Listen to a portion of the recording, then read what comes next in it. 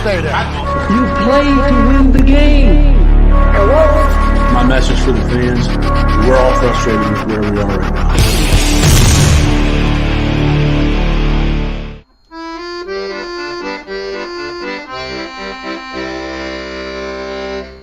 Jets, Jets.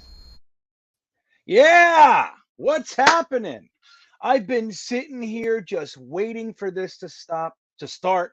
I haven't done a thing in hours. I've just been staring at this screen, waiting to talk to you guys for the Thursday thick of it. I'm in a fantastic mood. Everything's been successful. Everything's going according to plan. And speaking of plans, I plan to bring on the co-host with the absolute most. Let's bring on Frankie from Flatbush to say hello. Yeah. How you doing, Frankie? Hey, GreenBean, I am feeling pretty good. I'm ready to gripe intelligently. I've been griping stupidly all week, and now, now it's time to gripe intelligently, so I'm ready. Sometimes you just got to turn off the stupid. You know what I mean? Every now and then. Yeah. It's okay to be stupid from time to time. Maybe a little bit of Twitter action. You can allow some stupidity, but when we come here, we gripe intelligently. We require that others do the same. If you're going to bitch, that's fine. Just bitch and moan with some sort of intelligent backbone to it, some support, and we're good. Right? Exactly. If you're going to come with a gripe, come with some data, come with some justification, come with a spreadsheet. That's right. Come with a spreadsheet, have a predictor bot that helps you create and support your opinions. You know what I mean? Right. It makes sense. Yeah. So we want to say hello to some guys. Momo Adamo came in here at 6:19 p.m. knowing full well that the show starts at 8 p.m. He came in at 6:19 to say, hello, GreenBean. Where can I find the beat? I'd like to read some of their opinions. I thought that was awesome. Rod Imhoff followed him by 11 minutes. He said, hey, go Jets. And then we had Salty Nuts Magoo is here. Bismo Charismo from the land down under. He's popping in. What's up, buddy? Joseph Grana, hello. Rusty Spooner, John Hepburn. Scott Wilson's back. Yeah, man, it's good to see you guys. Mike Chernock, New York Jets Tales, Kenobi Clone, Sneakers to Boots. Ryan's good buddy, Sneakers to Boots, actually had the opportunity to meet Ryan, if I remember correctly, at a golf course. That's nice. Matt Simon, my old buddy from the Greenhouse Jets Forum, years and years ago. We're still here talking Jets without a Super Bowl all that time, Matt. Isn't that crazy? Matthias Simon. Not one Super Bowl. And we thought we were going to win it way back then. We were talking in like 1996, 98. That's what we were talking. We're like, we got it. This is the year, buddy. And it's still nothing, Matt. So, and everybody else is, oh, look, Y2K. He checks in. He's not with us tonight here, but he says, hi, guys. I'm driving from North Carolina, so I can't be on the chat or on the show tonight, but I will listen. Mary Jetsmith. That's his girlfriend, Mary Jetsmith. I was going to say, is that somebody picked up on the side of the road or what? Yeah. You know, it's a truck stops are weird places, man. You can shower, you can, you know, they got all sorts of stuff. So Mary Jetsmith hangs out in stall 3 at the Pilot on 95 southbound. So good to see you, Y2K, and we will miss you, but hopefully you can be, you know, you'll be able to listen to the whole show and we'll provide what you need to help expedite this long, lonely road down 95. At least you're not going to South Carolina. In my opinion, that's the worst stretch of 1995 in the entire country. I hate it. I hate driving through South Carolina on 95. Love South Carolina. Don't love 95 in South Carolina. So good for you. Jeremy Cravat's here, Utah Bullets, and so many more. They're all in here, and we're happy to have you. So what's his name again? Momo Adamo brought up something very interesting. And we'll start with that. I want to kind of shake this out, and then we can get into some really beefy, chewy topics, Frankie. There has been some stuff going on this week. A new hashtag was created known as hashtag BoycottThebeat. Now, I'm sure you can disseminate what that means. But you have any feelings on how the beat has kind of taken this week and made their narratives about what's going on? Do you have any issue? Do you support the boycott the beat? Are you on the other end? Where do you stand with all this, and how do you see it? Well, I absolutely support the boycott. I mean, I've been talking about this on my channel since I started the channel. One of the things I noticed when I got back into the Jets after the Adam Gase PTSD period, uh, what was just how bad our beat was. And I made whole videos where they're trying to trap Hanson Nasruldeen into a question about Kadarius Toney. That's when he got injured, and when we were in the preseason, and Hampton didn't fall for it. And they were trying to trap Zach Wilson. They've tried to trap Coach Saleh about 10 times into a narrative about this job being over his head. They've asked him that question 10 times because they already have the article written and they know it's juicy clickbait, and he won't give in to them. So I've pointed that out in videos on my channel, and it's something I've noticed. And it's not like back in the day, GreenBean, when we were growing up, the New York Daily News and the New York Post and WFAN, that was pretty much all we had. We didn't have anything else.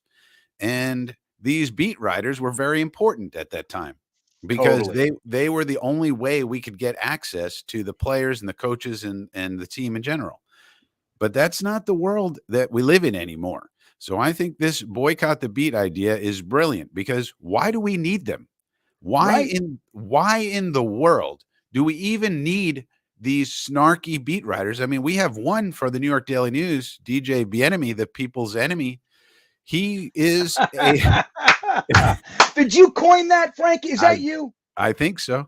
I think it is too. I like it. Thank you for that. Now he's a Miami Dolphins fan, and admittedly so. And he came on to the beat, saying, hey, when he would do interviews with people. And I think he did one with Boy Green, in fact, our friend, our buddy. Yeah. And he said, I'm a Miami Dolphins fan, but don't worry, it's not going to affect my coverage in any way. Yeah. Okay. Mm-hmm. Yeah, sure. Mm-hmm. Right. And so we knew this going in. And so, these people, though, why do we really even need them now? We see the press conferences live ourselves. We don't need them to interpret the press conferences. We can watch them live or afterwards when they're done. And even if the Jets wanted to do something where they said on their, on their Twitter, they could put out on their PR channel, hey, Jet fans, write in this thread your questions for Coach Ulbrich. And then everybody, there'd be 1,000 comments. And then they just go through and pick 5 or 6. And they would say, these are the most popular questions for Coach Ulbrich from the fans.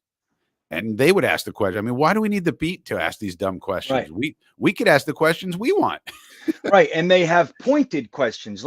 Yeah. Do you find it coincidental that the firestorm that happened this week happened to be in response to a question that was asked by the Dolphins fan whose team just beat the New York Jets mere moments prior to him asking that question? So kind of taking that opportunity to attempt to rub Zach Wilson's face in the dog turds. Maybe he'll teach him a lesson or something along those lines. But I don't find it coincidental. I think it's very transparent. And like you're saying, what do we need them for? Years ago, we didn't know how to access the press conferences. Nobody was covering them. Nobody gave it to us. That was just the media in a room with the coach. And in order to know what the coach said, we had to listen to them.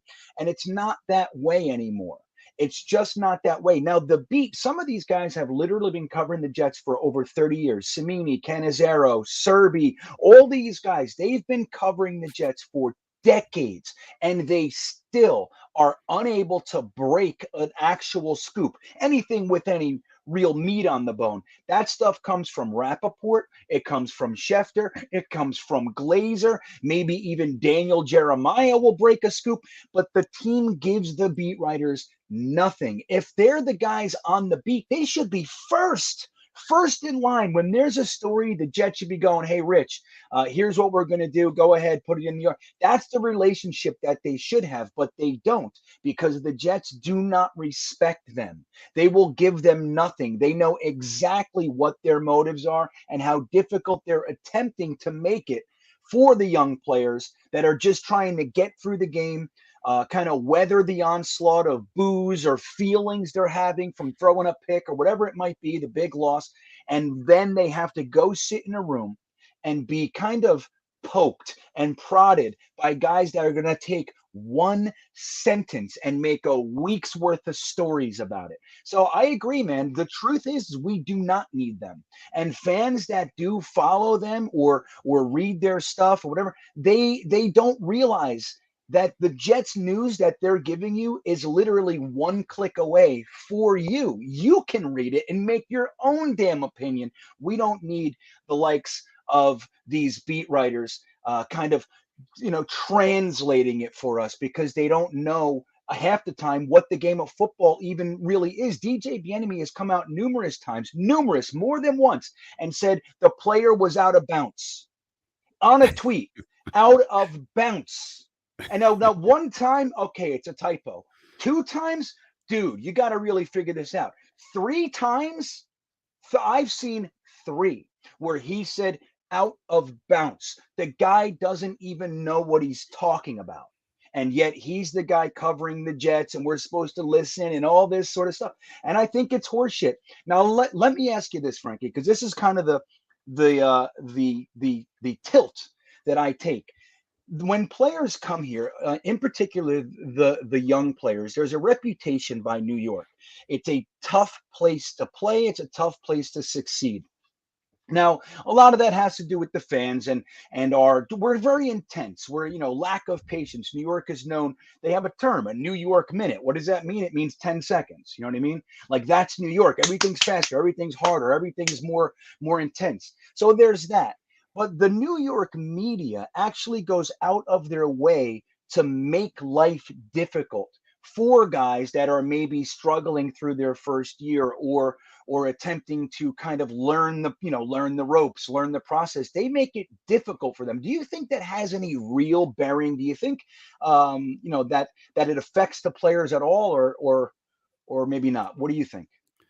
Well, I think some people it does. I mean, we think back to the history of it. There were plenty of players who came here to New York and fizzled out for no other reason. And I remember a lot of Yankees had this problem, historically, where they came here, Eddie Whitson back in the day and Steve Trout and this one and that one. They came here and they were good players and we got them and then they stunk. And a lot of it was because they didn't know how to handle the media. Now, I've always thought that, people need to go, these players need to go to the Derek Jeter School of Media Manipulation. Derek Jeter was the master. He would answer their questions, but he wouldn't tell them a damn thing. And that's the perfect way to do it. You have to answer the questions. Another guy, if you want to look in football, is Bill Belichick. He answers their questions. I was just going to say that. Right. But he doesn't tell them a damn thing. And it's actually one of the criticisms I have of Coach Saleh. He goes on these long-winded answers as if he's going to charm these people. And normally, if you were talking to a normal person and Coach Saleh gave you one of his long-winded, very honest answers to a question, you'd be charmed by him. And you'd say, wow, I like this guy. He's very charming. He is. Yeah. But the problem is that the reporters can't be charmed because they operate within a clickbait economy. That's the problem. The ecosystem that they swim in is one of the clickbait economy. And it's not their fault. It's not that they're jerks. It's that they work for organizations that have a business model. And that business model is they got to get as many clicks onto pages as possible. Therefore, they need as juicy a narrative and as much drama as they can stir up. And that's what they're going to do because that's what their bosses tell them to do. Otherwise, they're fired. They're out on the street and they're not going to get fired for having integrity. So they're going to do what they need to do to stay alive and write those stories. So that's what it is. And I think, when I heard that answer by Zach Wilson to that question, I heard that and I said, oh, he's learning. Zach Wilson is learning. I took it as a positive when I heard it. And then there was a big firestorm about it afterwards. When my initial reaction, when I saw him do that, I was like, okay, Zach's learning how to deal with our media. This is not the BYU media. This is not the Utah media. A lot of people said when I started talking about Zach and the media and is he going to get rattled? A lot of the BYU people came on my channel. I don't know how they found my channel, but somehow they did. You sound very New York, Frankie from Flatbush. You sound good. Somehow these people found my channel when nobody was watching my channel, and they came on and they said, "Oh, don't worry, Zach Wilson's been very media trained. He's gotten lots and lots of questions. He does tons of media over in Utah for BYU." What they didn't understand is that's a very friendly media. The BYU media people want BYU people to come off great and to be successful. because that makes BYU better and all the money flows and all that. But the New York people have a completely different model, and it's a different deal. And you notice it too with Coach Sala. He's even said a couple of times, and you can see him get a little frustrated sometimes. He says, okay, things like, how can I phrase this so you guys won't twist it? He'll say that out loud into the microphone. And that tells you what he thinks about these people. He knows they're going to twist it. He knows they're going to twist it. How can I say this in a way, phrase it in a way that you guys won't twist it and make it, make it into something it's not. When he phrases that before he answers the question, that's telling you he knows what they are all about. And obviously the Jets PR people know what these people are all about. And so it's a matter of how can you answer the questions, do what's required of you, but then not give them things to that, because you could give them an answer today, and 4 weeks from now they'll bring it back to screw you. Totally.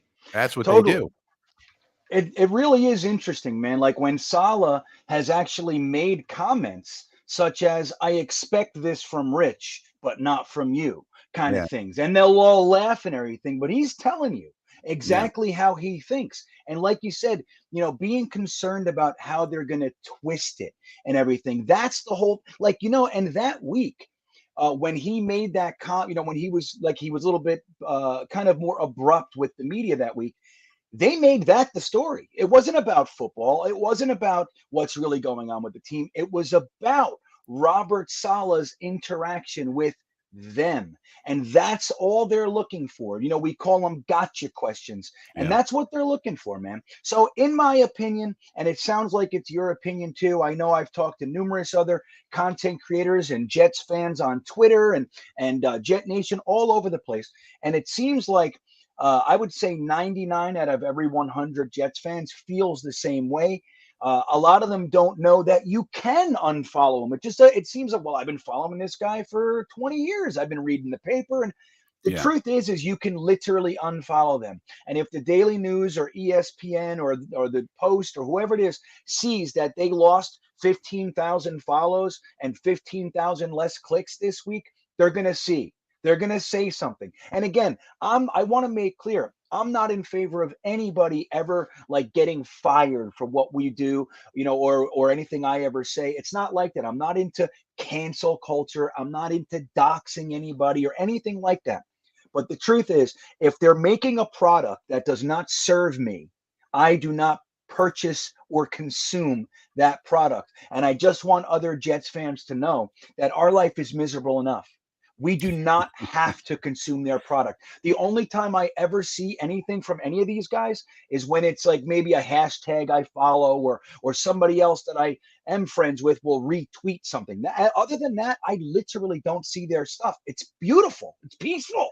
It's not a bad gig, Frankie. And I'll give you here's a way you could think about it too. I actively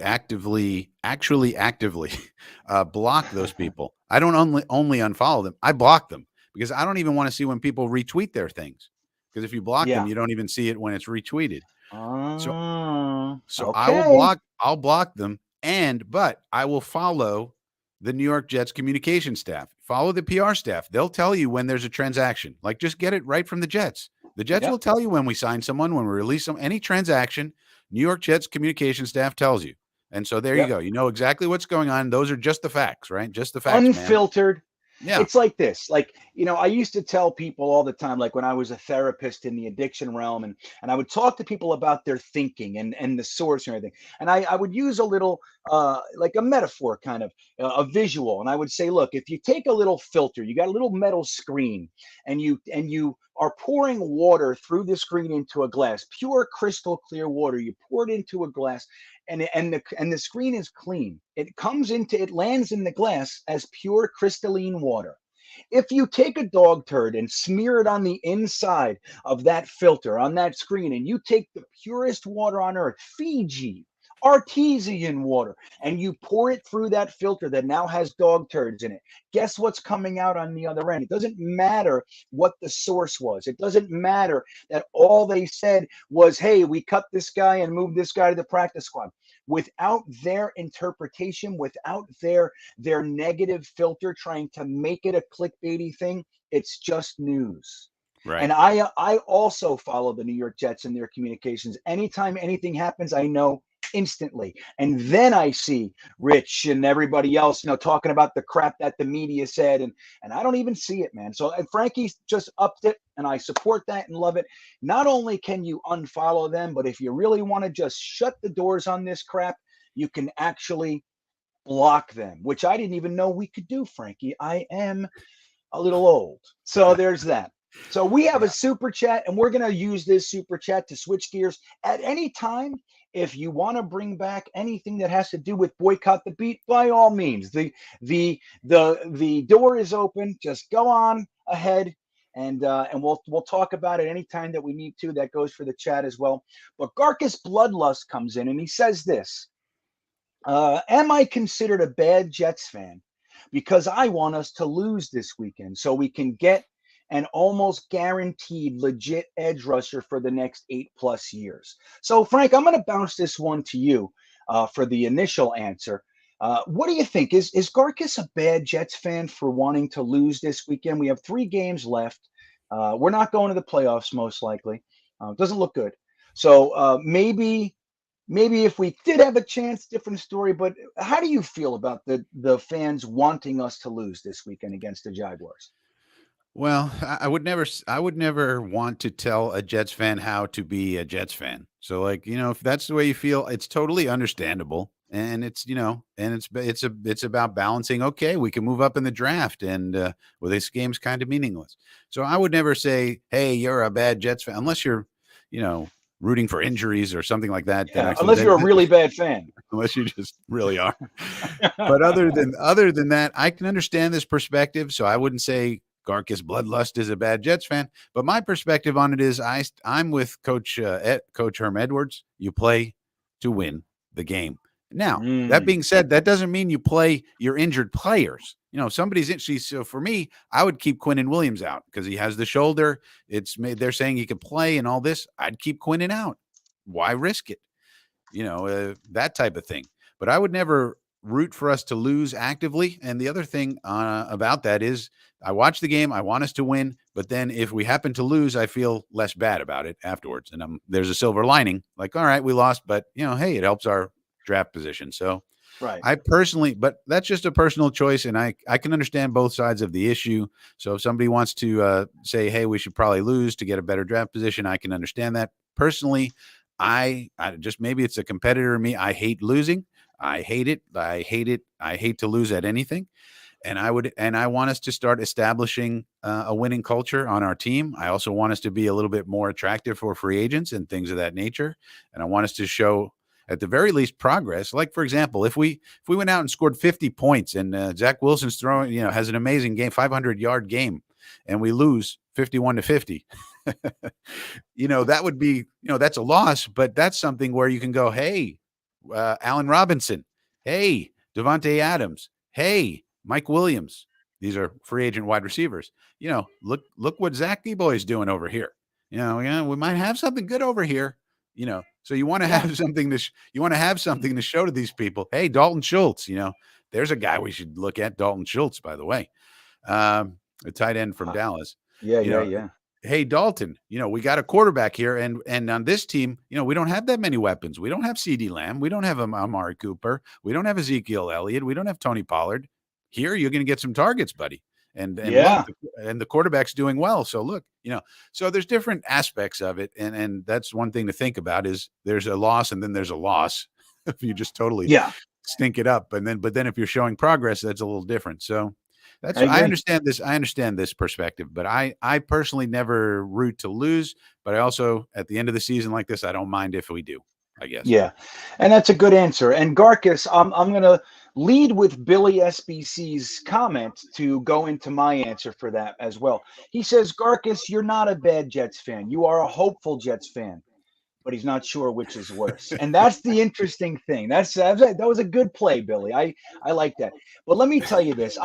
This year, because of having so many young core pieces, like there are guys on this team right now in their first and second year that are legitimately building block pieces, like guys like Bryce Hall, Guys like obviously Zach Wilson, Elijah Vera Tucker, Michael Carter II, Elijah Moore. These guys are really going to be a part of a successful, the potential to have a successful organization moving forward. So the more that they can gel together, I think the better that it is. I do get when people say wins this year don't carry over to next year. I actually agree with that 100%. But when guys have a rough year like this, especially their introduction to the NFL, if they can end it on some positive notes, I think that gives them a lot of hope going into the offseason. And it shows something. Hey, man, we were close a couple of times. We had something. Like, for example, if you look at, I made a quote tile this week with Brandon Eccles. Brandon Eccles in his post game said that on that pick six, his first career interception, by the way, on that pick six, that was actually a call that Michael Carter II, his rookie defensive back, saw something in the offense and told him to, he mentioned it to him like, hey, be careful for this, whatever he said. And Brandon Eccles made a choice to trust him. And the result was a pick six. So this is the kind of stuff that happens when teams start to play together, players play together, and teams start to stay together. We change our personnel if you look every 2 years at who the Jets were, and then 2 years later who they were, it's more than 50% turnover. So when you look at teams like the Buffalo Bills, for example, they started their rebuild in 2017. They went and got Josh Allen in 2018. And by and large, this is the same team. Now, they've added pieces every year. They made the trade for Diggs. They obviously have made draft picks. They brought in guys like Cody Ford and Rousseau and Ed Oliver and all that sort of stuff. But the core of their team has been there playing together since 2017, 2018. And that's why they look so good. The play by Brandon Eccles telling us that Michael Carter was the catalyst for that successful play. That's what guys are talking about, like myself, when we say if they can start to put things together and have success with it, it really is just an immense positive moving forward. That said, if we do lose, I'm not going to be upset unless it's like Frankie said. There are losses and there are losses. And as long as it's not the latter, I'm going to be fine. I'm really hoping to see a good game. And if we win, great. If we don't, like I said, the consolation is that we more than likely leapfrog up to the second overall pick. And then we go into playing Tampa Bay and Buffalo. So we've got a good chance to keep it. I think that's exciting too. But yeah, man, I think we get it. So, a couple people mentioned, Frankie, that if the beat does get boycotted, maybe you'll finally get your press credentials. Wouldn't that be nice? Yeah, and they rejected me again this week. GreenBean. I got every week I get an email from the Jets, and they say, Frankie, thank you very much for contacting us and requesting credentials, but due to space limitations, we cannot accommodate your request. Love the New York Jets. Love. So every time they're at home, they send me an email, and not for the road games. I don't know why, but for the home games, I get every home game. I get an email from the Jets. Isn't that nice? And they tell me, get out of here, kiddo. Yeah. Well, hey, man, they're just hazing you. They're making you pay your dues. But here's the thing. I'm going to give you guys just a little touch of it's really great news, but I can't tell you what it is. But I am going to tell you guys that someone in our circle has been given a very, very just high level access gig in the very near future. And it's very, very exciting for all of us. So just know, guys, even though Frankie keeps getting told no, he's putting in the legwork. And other guys are out there. We're all working some angles, and they are going to stick. These things are going to happen. We're all growing exponentially.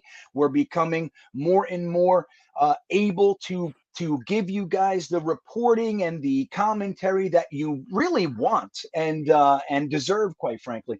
So I think that as this moves forward, more and more of us are going to be able to get in positions of access, and it's already begun. I can't wait till they break the news for you guys. It's going to be so amazing. But the point is, Frankie, is that I wouldn't keep your head down.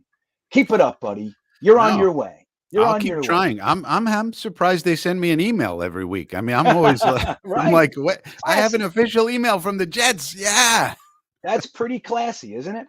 So I love it. before we move forward, it's very important. J. Cole, for some reason, has been asking me what my favorite soup is for the past 31 minutes. That's what he's been doing. I saw it at least 5 times, and now he's upset because I said, I already told you. And I did. I wrote it in there, J. Cole. And I will tell you that what I wrote was baked potato soup is really way high on my list, although I won't let myself eat it all that often. But French onion is probably my favorite soup.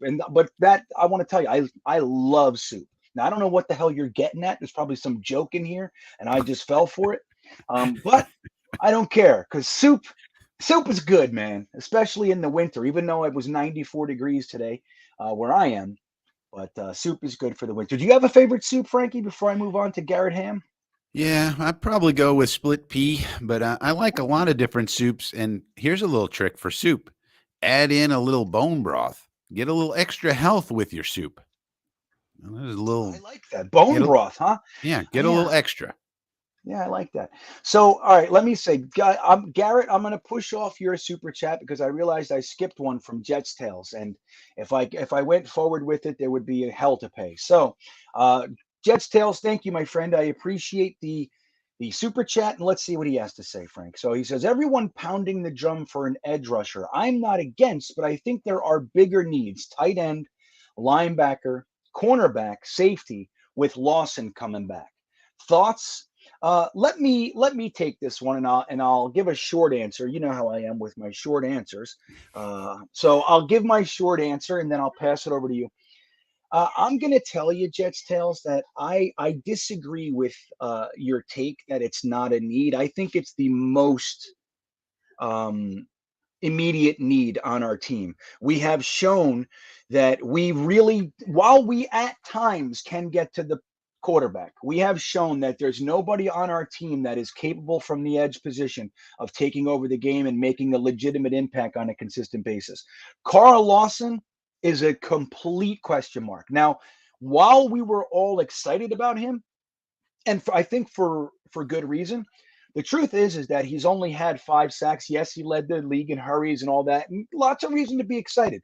But the truth is that he has not put the stats on paper yet, um, officially, and he has an Achilles tear, which very realistically could, I don't want to say end his career, but let's just say limit him, limit his effectiveness. It's real. It can happen.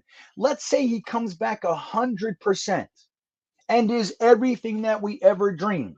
I cannot see a negative with having an Aiden Hutchinson or a Thibodeau on the other side across from him with guys like Bryce Huff and whoever else, John Frank Lamar's rotating in when they need a blow or it's a different down, or keeping our rotation fresh. I think it's the most important thing with this defense, and I think it's probably the most glaring need because every single year, Jets Tales, even when we've needed an edge rusher, we've always found a reason since the year 2000, 21 years. We have found a reason every single year to delay taking a blue chip edge rusher. And we've had the opportunity to do so more than once.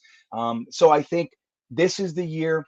This defense needs it. We've seen we don't have anybody on the squad that can do it on a consistent basis. And again, Carl Lawson is a question mark. So I say if you're up there in the first 2 picks, one of Thibodeau and Hutchinson would be mine, all mine. And then tight end, linebacker, cornerback, you can get those with the remaining 3 picks in the first 2 rounds. Frankie, what do you think about this one? Well, I think we definitely need our Nick Bosa and we need our Fred Warner and our Bobby Wagner. So it seems to me like the old San Francisco and Seattle defenses that Saleh has been known for and coached, they had those people, and we don't have those people. We definitely don't have a Fred Warner, Bobby Wagner. So that's linebacker, and it depends where you can find one of those. A lot of this depends too on the difference between the top tier talent and the next tier talent. So how much of a difference is there between probably the top tier of edge rushers goes Hutchinson, Thibodeau, Karlaftis, Ojabo. I think everybody kind of agrees with that. But how much of a drop off from that group is there to a guy like Cameron Thomas, a guy like Jermaine Johnson, a guy, the next group? And if that drop is significant, then you might want to take them high because there's just, they're that much better. If that drop off isn't that high, you might want to go with a guy like Kyle Hamilton, the safety, with your first pick, because Kyle Hamilton's differential between the next safety is so much. Right. Now, if you judge Kyle Hamilton and the next safety are not that big of a difference in talent, then you say, okay, we can just get the next guy. We can get Daxton Hill. We can get, the next one. Yeah. So it really depends. So I think, I would love to get one of those top 4 edge rushers. And if you ask me, I might even like Ojabo the best because he's the guy who's the most developmental. It might take him a year or 2 to fulfill his potential, but a lot of things I'm reading are that he actually has the most potential out of that group because he started late. He's Nigerian.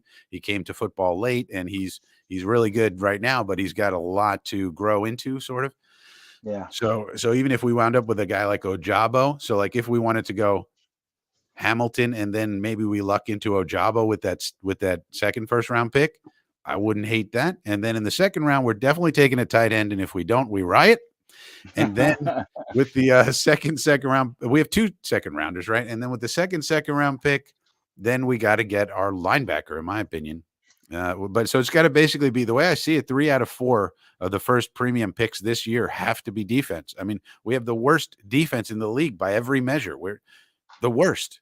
DVOA has us 32nd, and it's terrible. So we got to spend. But last year we spent premium on offense, and now we got to spend premium on defense. But one of those premium has to be a tight end. Our tight end room is El Stinkerino, and as Y2K Adam, our buddy, said to me in one of the comments on my channel, he said, "Hey, we can save $3 million by cutting Ryan Griffin." I didn't know that. So Ryan Griffin's under contract for next year. Tyler Croft is not, for example. So Croft is probably gone. But if we can save $3 million by cutting Griffin, I'd be awfully tempted by that. Yeah. Well, especially because, you have a fresh opportunity. And look, I know Jets fans like to just forget about guys when if we don't see somebody on the field right away, 90% of Jets fans, and that number is fictitious, by the way, but it's, a lot of Jets fans like to write them off as if they suck. But the truth is that Kenny Yeboah is a very, very talented young man, very talented. And he has been on our roster all year long. He was a practice squad guy for the first, I'd say, 8 or 9 games. And the last batch, he has been on the roster playing special teams. So he's slowly climbing up the ladder. And that's what you want to see. Don't forget, lots of guys. The one I like to use is Troy Polamalu, was a special teamer his whole rookie year. By Jets fan standards, or many Jets fan standards, that would mean he sucks. And he's a bust because he couldn't crack the starting lineup in his rookie year. But we all know how that ended up. Now, I'm not saying that Kenny Yeboah is going to have the same impact as a Kenny Yeboah, as a Polamalu.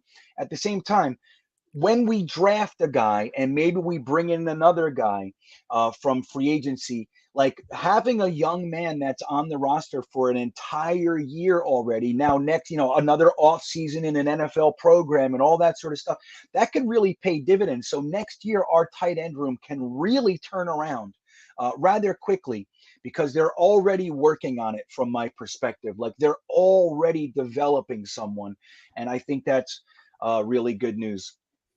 A lot of that would depend too on what they actually feel about Yeboah. So it does seem like progress. And the question is going to be, in the evaluation period, are they comfortable enough with Yeboah's continuing progress to say, okay, next year he's going to get offensive snaps? Because one of the things we've been watching these last few weeks, where is Yeboah? Because we've had tight ends be out, and Yeboah did not get in there. So obviously they think he's not ready yet, but the question will be, in their evaluation, do they think, by next year he will be? And then that would mean, okay, we're comfortable. We can cut Ryan Griffin. We can sign a Dalton Schultz type, or a Robert Tonyan, or one of the free agent tight ends, and draft another one in the second round. And now we're comfortable with our room. If they don't think Yeboah is going to be anything more than a special teams player, then you probably don't feel comfortable cutting Ryan Griffin, for example. Right. Well, and Joe Douglas likes Ryan Griffin. Yeah. That's the truth. Ryan Griffin was one of Joe Douglas's first extensions. He might even have been his first extension. A And guy he's who serviceable. I mean, he's I mean, serviceable. he is. He doesn't suck like people say he sucks. No, if he's Now, your tight end 3, you're okay. totally. That's a good right. Now, out there out front as your tight end number 1, Yeah. maybe not the best candidate for that. But if he's tight end, 2 or 3, I think he can be good if you have somebody that's a little bit more prolific of a tight end, or very very good at having an impact in the passing game, but can still block somebody like that. I think Ryan Griffin would be a nice compliment. It's just that these guys, I think everybody on our team is really a complimentary tight end. And they have thought otherwise because they've put both Ryan Griffin and Tyler Croft outside, split wide, running down the field as if they had wheels. And I Like mean, they were Kyle Pitts. They thought they had Kyle Pitts yeah, on their team. It's a little right. different when it's. I mean, George Kittle is not on this team. I He's hate not. to They tell you this, refuse to Mike believe it. LaFleur. George Kittle isn't here. He's not. He's over there. He's where you were. He's far away. He's far So like the play that Tyler Croft got hurt on was a fantastic, spectacular play that he made, jumping up over the DB and making a great catch, and he landed on No. his head because he's not supposed to be up that high. He's He not has Kyle no Pitts. idea what to do up there. He's not Yeah. Kyle Pitts. So he made the play, which is great. That's commendable, but he couldn't get up after it, and that's the problem. He's not supposed to be out there. He's an inline tight end. Let's see what else we got here. I saw Garrett Ham had a super chat. Thank you, Garrett. I appreciate the super chat. He says, "Greenbean, you are the truest Jets fan out there." Well, thank you. I appreciate that. I feel like that too, Garrett. I do, more so than everybody. That's what I think. I'm the best. Does this beat actually hurt the Jets fan base and the team overall? Does it affect Sundays? Well, look, and we talked about this a little bit, but I'll expand upon it and tell you that when players are in free agency, let's say, and they're getting an offer from the Cleveland Browns. We talked about this on Jeremy's show last night. He did a show, and we tossed this around a little bit. But if the Cleveland Browns are offering you, $6 million a year for 3 years, and the Jets are offering you $6 million a year for 3 years, everything's equal, then you start to look at the next tier of stuff. And one of those is, how difficult is my life going to be over there? You have some places where everything's supportive, the fan base is soft, the media is writing fluff pieces and all that kind of stuff. So when things are equal monetarily, because make no mistake, that's first. Secondarily, things like the media do come in, and when guys are going to make that decision, again, if it's all equal, they would rather go to a place where they're not going to have stories written about them that twist their words and all that kind of stuff. Like, believe me, everyone knows. And it's not that the New York media is tough. Like, they like to put out this persona that they're the big bad New York media. That's not what they are. They're slimy, they're petty, they're dirty. Like, that's what they are. They're sneaky little snake weasel men. Like, that's what they are. So, but they will make your life miserable in the same way that a bully would. It's the same kind of thing. It's just done differently. So I think that it does affect the team overall. And then when you look at a guy like Zach Wilson, like Frankie said earlier, he comes from Salt Lake. He comes from just an incredibly supportive environment. In BYU, everybody's supportive and uplifting and singing your praises. And he comes over here with a lot of hoopla. And the second that it started, they were ripping him a new ass. And I think even more so than the other rookie quarterbacks that are also struggling, some struggling a bit more than Zach Wilson, especially of late. They are making his life miserable, and that's what you're seeing in these press conferences. He's getting tired of answering these pointed questions. He knows what he gets it. He knows what they're doing, and he's getting tired of it. So I think it does wear on people, and it starts to kind of add that disenchantment with the situation. That's why it's so important to have a leader as our coach, somebody, that's able to keep everybody together to weather that stuff and ignore it, because coming from the outside, there are daggers, man. You had better have the wagon circled for the inside, because the arrows are coming. And I think it does make life a little bit more difficult for the players. Frankie, you have anything to add to that one?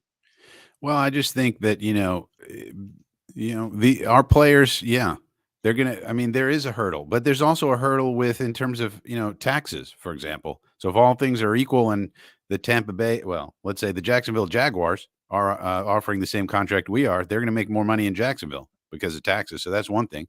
And then on top of that, then you have to deal with these jackal media people who are worse with us, although it's everywhere. I mean, I did a video, I think one of the lives I did, we were talking about Jerry Sullivan up in Buffalo. I don't know if you saw that, where he asked a very disrespectful question of the two great safeties that the Bills have, Hoyer and Hyde and Poyer. Yeah. And it's the same thing. It's the same thing with that guy. Here's a guy who's so self-important that when he got criticism by the fans, he went off into some tirade about how, tying in President Trump and this and that. It's like, dude, you're just a reporter. You're not, this isn't presidential politics. What are you even talking about? And Right. it shows you the mindset of these people. And so, it's kind of all over the place because, all these media companies are owned by other media companies, and they're all owned by gigantic media companies that are globalized, and they all have the same financial model. And really, if anybody wants to look into it, I can tell you the root cause of the problem with these media people. Because I do happen to be in risk management. One of the things you look at when you're in risk management is root causes of problems. What is the root cause of this problem? And one of the root causes of the problem with the media is the Telecommunications Act of 1996. Sounds a little out there and weird, but if anybody out there is into politics and into That's right. fixing, legislation, you might want to look into the Telecommunications Act of 1996. The Viacom years. And that's when they said, okay, we're taking away the limitations on companies that can own the number of media outlets in a certain area. So it used to be that a company could only own a few little media outlets in the town. So that led to more diversity of voices and diversity of companies owning media outlets and so forth. They took that away, and then it went all globalized, and now they're all owned by very few people. And that's the source of the problem, because all the people like DJ Bienemy, the people's enemy, the reason he's doing that is because he has bosses that are telling him to do that, because that's their financial model. And there's no other competing models out there in the ecosystem. And so, yeah, long-winded answer. Sorry. Yeah. Well, the good news is that for anybody who likes to hear men talk on a computer screen, this is the show for you, because Frankie and I are very capable of bringing the wind, man. We can talk, both of us. So thank you, Garrett. I mean, and the short answer would be like, I don't think it's winning or losing any games, but I think it does affect Sundays. I think that's how, Bob Costas would have answered it. I think it can. And that would have been it. So we have another super chat. Then we'll get into some of the other comments. I see there's some good conversations going in there. Where did it go? Where did it go? Where did it go? Where is it? There's Garrett. Excuse me, fellas. And well, before we get to the super chat, I'll talk about Ojabo. I'm gonna say this. I happen to like Ojabo as well. There is concerns when you have two candidates on the same defensive line, that is one's impact aiding the impact of another, right? Yeah. Now, Aiden Hutchinson is the guy on the line with Ojabo. And I think that would definitely at least be a point of interest, okay? Because Hutchinson has been doing this for a while, and he's been just about dominant his whole time. He showed flashes initially. Last year was, he had some impact, and then this year as well. And he has the ability to literally take over games. I think Ojabo is the beneficiary of that time at times. And the thing I will say is that while I do like Ojabo, I don't want to use my premium draft pick, meaning a top 15, top 10 draft pick, on a guy that's developmental. That's just how I see it. We've done that numerous times. Even second round picks for guys that you think are going to take 2 or 3 years seems a bit high for me. We did it with Stephen Hill. We did it with Vladimir Dukas. And we kind of count on these guys to develop quickly. And when they don't, they're busts quickly because of the pressure that's on them. So that's just one of those things that, like, when we're looking for an edge rusher, as much as I do like Ojabo, and truth be told, I haven't done my deep dives. I spend hours watching full game tapes and all that kind of stuff. I haven't done that much of that yet. So my opinion can change as we move forward. But again, I'm real cautious with using my premium pet. Not that I've ever truly owned one, but my opinion on using premium draft picks, I don't like to see them used on guys that are going to take 2 or 3 years to develop. So that's my thoughts on there. And now we'll get to Garcus's super chat. Thank you, Bloodlust. I appreciate it, man. JD stated several times, "You build from the inside out." That makes me believe we are drafting edge and O-line with our first round picks. Why do people mock us defensive backs? Well, that's a good question, man. And I take this question as a legitimate attempt to understand. And I like questions like that. I really do. Frankie, I'm going to bounce it to you first and see your opinion. I have about 44 minutes worth of comment that I have ready to go if you need me. But why don't you take a shot at this one first? Why do people mock us defensive backs to the Jets when Joe Douglas is more than likely going to build through the offensive line, the defensive line, or do you see it otherwise? Well, one of the reasons people mock us defensive backs in terms of cornerbacks is because they probably don't understand how good Bryce Hall is, number one. He's not yet gotten probably the national profile he deserves. And number two, we've started to see Brandon Echols develop. Now, we don't necessarily know Echols is going to be good at this point. He had a very good game the last game, so that's nice. But it could be that Echols develops into, a starting cornerback.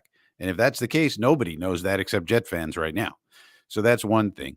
Then the other thing is safeties. Safety is a huge need for our team. So that's why people are doing defensive backs. If you're talking about safeties, we lost both of our starting safeties this year, Marcus May and LaMarcus Joyner. And then Ashton came back, and he's been average at best. And then we've had a rotating cast of characters next to him. And so people look at that and say, okay, they need a safety. So that's why they do that. Now, offensive line, depends on basically one thing. That's the development of LDT. So if it is determined that Dr. Larry is the man at right guard, then we sign him to a contract. And then I think we're done as far as premium picks for offensive line, because then you're going to have Mackay and Fant as your tackles, either left or right, either way. You're going to have AVT at left guard. You have LDT at right guard, and you have McGovern at center. So your whole line's done, at least as far as the premium picks. We'll always need backups and developmental people, and you're never done with offensive line. But in terms of like the first round, if you're happy with that line, then you don't need to get an Evan Neal, a Tyler Linderbaum, or an Ikem Ikwanu, who are the three who are bunched up according to Brandon Thorne, the scout that I trust the most in terms of rating offensive linemen. He groups those three very closely together. But if we're happy with the line we have, we're not going to take any of those people. And if that's the case, then where do you go? I mean, obviously, edge is a need, safety is a need. So I think that's why people are doing that. But there's a question mark. So some people could say, well, they don't need offensive line. They've got it. The LDT, we're going to extend it. They got Mackay coming back. Fant has developed nicely this year. And they got AVT and they got McGovern. They're good to go there. Now, defensive line is something that we may need to start paying more attention to. I think, in my opinion, the defensive line has been disappointing this year, even without Lawson and without Curry and without Huff for a lot of the year. I think Quinnen's been disappointing, to honestly, like, he hasn't been bad, but he really should be dominant, and he hasn't been. And Sheldon Rankins has been disappointing, and I think even guys like Ronnie Blair and some of these other guys, they've been disappointing. So I do think that we are going to probably spend a little bit more focus and attention on defensive line than people are currently believing we need to, because I do think we need to bulk that up for sure. Yeah. I agree that the defensive line has been disappointing as well. Now, like you said, I mean, if we're being real, realistic, their two biggest, really their three biggest defensive additions via free agency all got hurt and were out. Obviously, Curry and Lawson out for the year before we even saw them. And then obviously Jared Davis took a major hit as well, being out for the first half of the season, and he hasn't been able to put anything together of note. since. So that's really, that's problematic, man. That hurts a young team trying to install a new defense and a new culture and all that sort of stuff. Even guys like Ronnie Blair, who was one of two people that Saleh was able to bring with him from his previous stop. He was out for most of the, he only came back a few weeks ago. So, when you look at all those injuries to really, and all of them are vets and, potential leaders. We know Lawson was an incredible leader, very, very vocal, circling up the troops. And he was the voice talking in the middle and everybody was listening, including CJ Mosley. So losing that was a very big hit. But even with all that included, I still think the defensive line, while they've showed flashes, has been very disappointing. And I think that has to do with the edge. I really do. Because then you add that Bryce Huff, who has also shown promise. I don't think he's shown the type of promise that leads you to believe he's ever going to be a true every down defensive end. I mean, maybe, but I don't see that. There's not really much supporting evidence to lead me to that conclusion. He has shown flashes. I think in a rotational capacity, I think he could be very good. Coming in, he's very fast, good first step, kind of come in fresh in the middle of a drive and just kind of, get around the edge and crush the quarterback. I think that can be a good role for him. At the same time, there hasn't been anybody from the edge position that has really shown us, hey, we don't need to fill this position again. So I think that JD is going to go defensive line.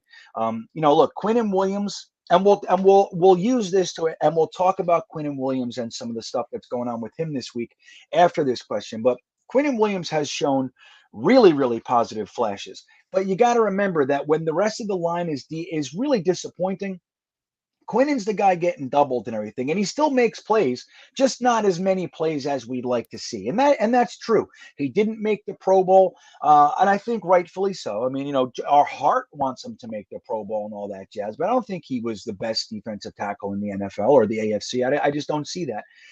So when you look at the way that JD is going to build, I don't think a cornerback is out of the question.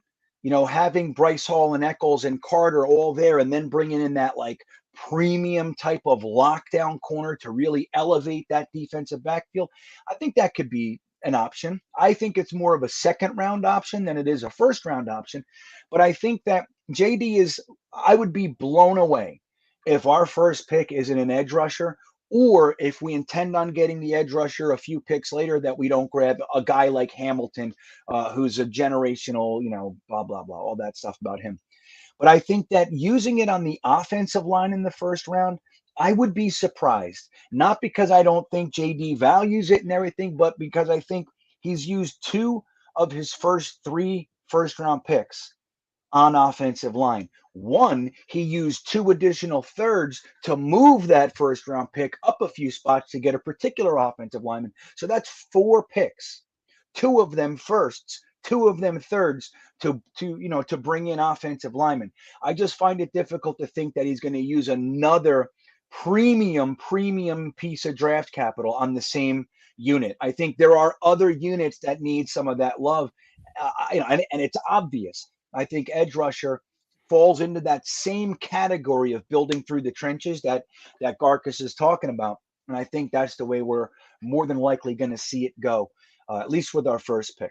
And think about this, Greenbean. I mean, I think Coach Saleh could look at Aiden Hutchinson and look at him and say, hey, I see Nick Bosa in my eyes. I see a Nick Bosa here, and I need a Nick Bosa because that's who I had over there. And then if we got a Hutch, then what I could see us doing, because then we're going to miss out on Hamilton, but okay. But then we take our next pick, maybe we trade it down a little bit, get some more capital because we have so many holes. And then if we trade down to the middle of the first round, then maybe we get our linebacker. We need our Fred Warner. We need our Bobby Wagner. And maybe that's a Devin Lloyd. Maybe that's a Nakobe Dean.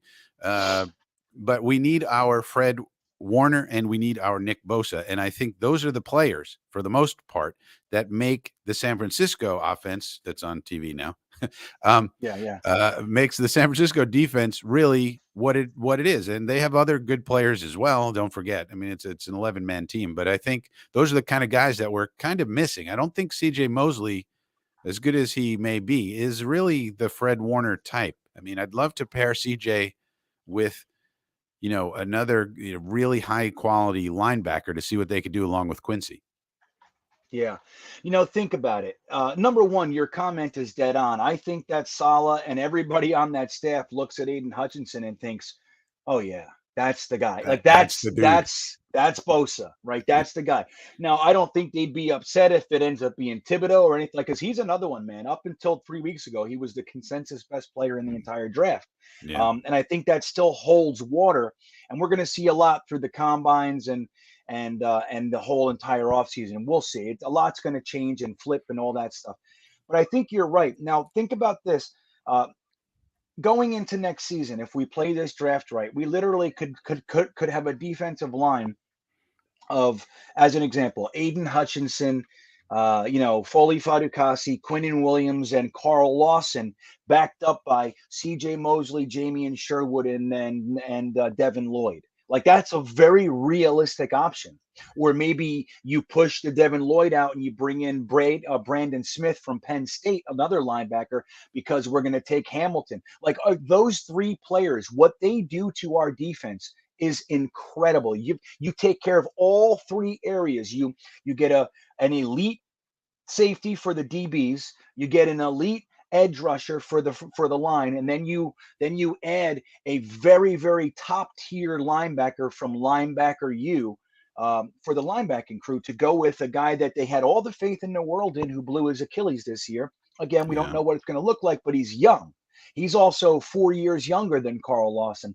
So, there's all that. But that's the impact we're talking about. That's what could happen to this defense this year, just by playing this right and using the picks the correct way. But so, talking about Quinnen Williams, Frankie, there have been some chatter this week. Some came out and said, anybody thinking that Quinnen Williams is going to make the Pro Bowl, it's laughable. And, he's not the type of guy that we should be spending a lot of money for, evidenced by his stats. Then there are others saying things such as, hey, man, he has shown he's a quality football player. His contract isn't up now anyway. You don't even have to talk about extension yet. That's end of next year talk anyway. But at some point, we have to stop looking to trade or cut or whatever our young players. Like, how about keeping guys in the same system for a little while? And Quinnen has shown that he can come up big in big moments, and he's still on an upward trajectory. He's only 23 years old. So where do you stand on that? Do you think we should look to trade Quinnen Williams if we get a sweet offer? Or are you looking to just say, hey, man, we're looking to keep guys together on this team and keep our young core developing? And you would like to see him stay here for a while. And if that is the case, are you looking to break the bank on him or whatever? What do you think is going to go on with Quinnen Williams from your perspective? Well, I wouldn't trade him now because his trade value is somewhat lower than it really should be. So when fans want to trade a player, that's when you don't trade him. When the fans don't want to trade a player, that's when you trade him. I love it. That's the way it goes. Because if you don't want to trade a player, that means he's playing really well and his value is super high. If the fans want to trade a guy, it's because he stinks or he hasn't been playing up to expectations in Quinnen's case, and that means his relative value is low. So that's when you don't want to do that. So I don't want to do that. Now, my theory with Quinnen is twofold. One, I believe he's been injured all year in a minor way. Remember, he had that foot injury. He missed the entire preseason. He didn't play any preseason games. He didn't have any training camp, anything like that. Then the season starts and boom, he's game one, he's in there. And so I think he's been dealing with that all season, and now he has the shoulder as well. So that's one of my theories. The other theory is something that I keep coming back to that Coach Olbrecht said in the offseason that we all loved. You remember the quote that Coach Olbrecht had? He said, well, listen, our cornerbacks don't have to cover too long because in our system, they only have to cover for about 3 seconds because in our system, a cornerback's going to try to move up in the pocket, but in our system, there will be no pocket. And we all said, oh, wait a minute. We like that. What? We like it. Yeah, that was, well, there will be no pocket. Oh, I made a whole video on that one sentence. Yeah. It was I love it. fantastic, right? But what did he mean by that? What is he talking about? What is Ulbrich talking about? What he was talking about was we were going to have Carl Lawson on one side and Vinnie Curry on the other side. And just like Robert Quinn for the Bears, they were going to come around the edge and push the quarterback to the middle. And all Quinnen and JFM were going to have to do is shed their block, and boom, there is no pocket. You're tackled, sack, goodbye. See you later. That's what they were talking about. Unfortunately, we lost Lawson and Curry, and we didn't, our roster was built by Mike McCagnon. And so our backups and the backups to the backups aren't of a high quality. That's what happens when you have a 2-win team. Your roster isn't very high quality. I hate to tell you. Yeah. So, we tried to upgrade and we got some upgrades, but the injuries we had were to people that we just couldn't replace. And so that's what Ulbrich was talking about. And he's been trying to kind of patch the holes as best he can this whole season with his 4-2-5 and the nickel and all this. And that's fine. But, it basically took us out of it. So, and that's what was going to happen. And Quinnen would have been much more effective if that were the case. It takes a whole offensive, remember the sack exchange was 4 people. It wasn't one. It wasn't one guy. It was Klecko and Gastineau and Salam and the Lions and everybody. You have to have the whole thing working together. And so that was the idea, and best laid plans of mice and men, and everybody has injuries, and that's not an excuse, but our backups and our backups to the backups were just of such low quality because we were a 2-win team. I mean, how good can these people be? So that means that I think Quinnen did with the injury thing. Plus that, I think he did as well as he could do. If it were me, I wouldn't play him the rest of the year. I'd say, Merry Christmas, Quinnen. We'll see you next year. Heal up, get ready for next year. We don't need you to get hurt any further and see. And then you have to evaluate him next year. We don't have to make a decision on Quinnen anytime soon. We can see what happens next year when we get some edge people in here. So we need to get some edge people in here. Lawson's going to be one. Maybe Hutch can be another, or KT, or Garloftis, or Ojabo, or somebody. And we'll see what we need linebackers. We need linebackers very badly. So very badly. You need all of that. I mean, if your cover guys can cover for more than 3 seconds, that also helps your rush. It's it goes back and forth. If you take away the first 2 or 3 options of a quarterback, by then your people are going to get home, even if they stink. So, well, and that's the whole thing. And I think this coaching staff prefers to have the edge, or not the edge, but the rush help the defensive backs, as opposed to the Rex Ryan system. Is like, the old saying about Rex was, oh, Rex, he loves cornerbacks. Just know that about Rex. Wherever he goes, you're going to have a lot of cornerbacks. And he prefers to have lockdown corners to help the front end of the defense. And then he likes linebackers and all that sort of stuff. But this particular group, they would prefer to have the edge and defensive line terrorizing the quarterback to affect the success of the defensive backs. And the truth is that's my preference. I prefer a nice 4-down lineman that can be effective, stop the run, and get to the quarterback. That's my best case scenario. And then you have cornerbacks that are good, that are very good. We don't need Revis. You don't need whoever else. You don't need Ramsey. You just need guys that are good at their job, tacticians, very disciplined and that sort of stuff, and then it will work out. And I think that's what we're seeing. That's the direction they'd like to go. The interesting thing with our linebackers, though, Frankie, is that they did use 2 picks on the linebacker position last year. Now, they were safeties in college, and they were changing to linebackers into the NFL. Light, fast coverage type linebackers, and that's Salah's kind of preference.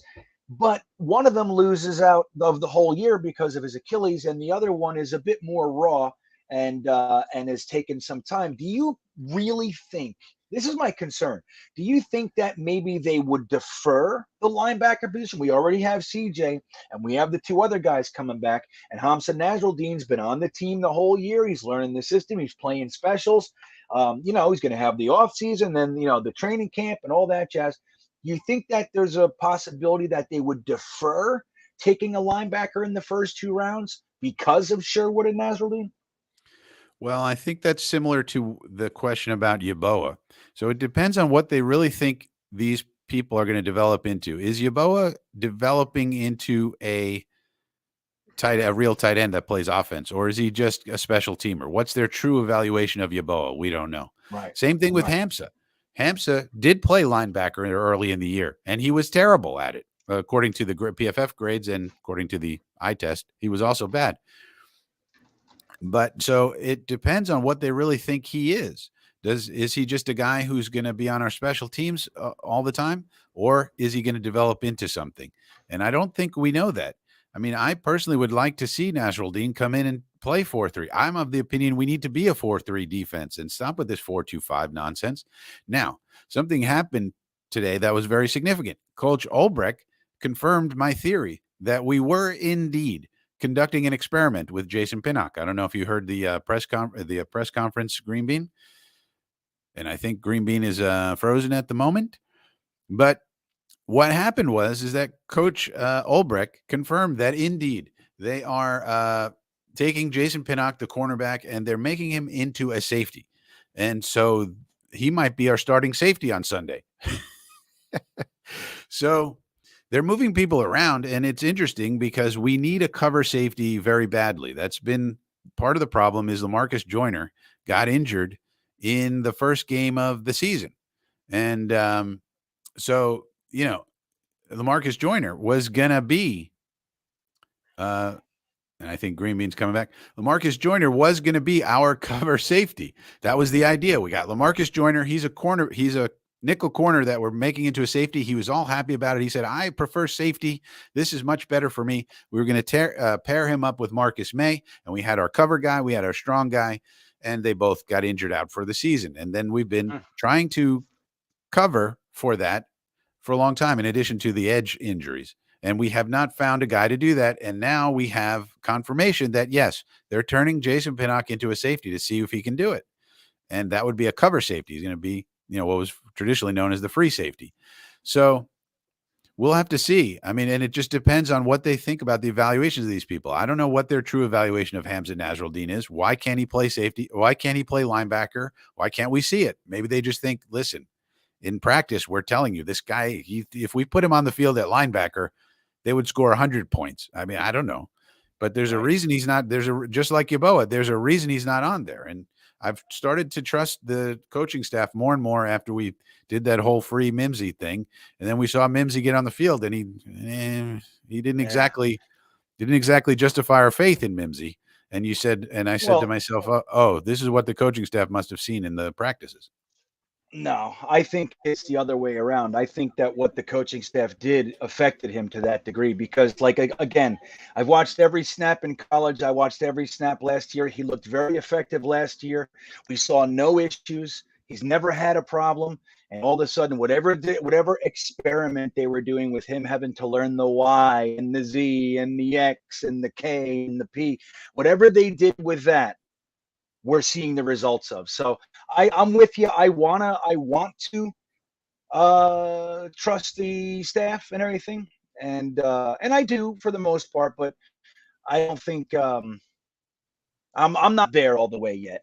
And I think again, look, sometimes you just want to let guys get their year. Like some guys are good enough to go out there right away and take their lumps. Other guys you just want. I don't think it's necessarily an indictment on Nasruddin that he hasn't been able to get into the defense. But yeah, so you're not now. Obviously, I got kicked off there for a minute. I might switch internets again just to make sure I'm good. But so did you come to the conclusion that you would not defer linebacker, or do you think they won't defer? Where did you land on that one?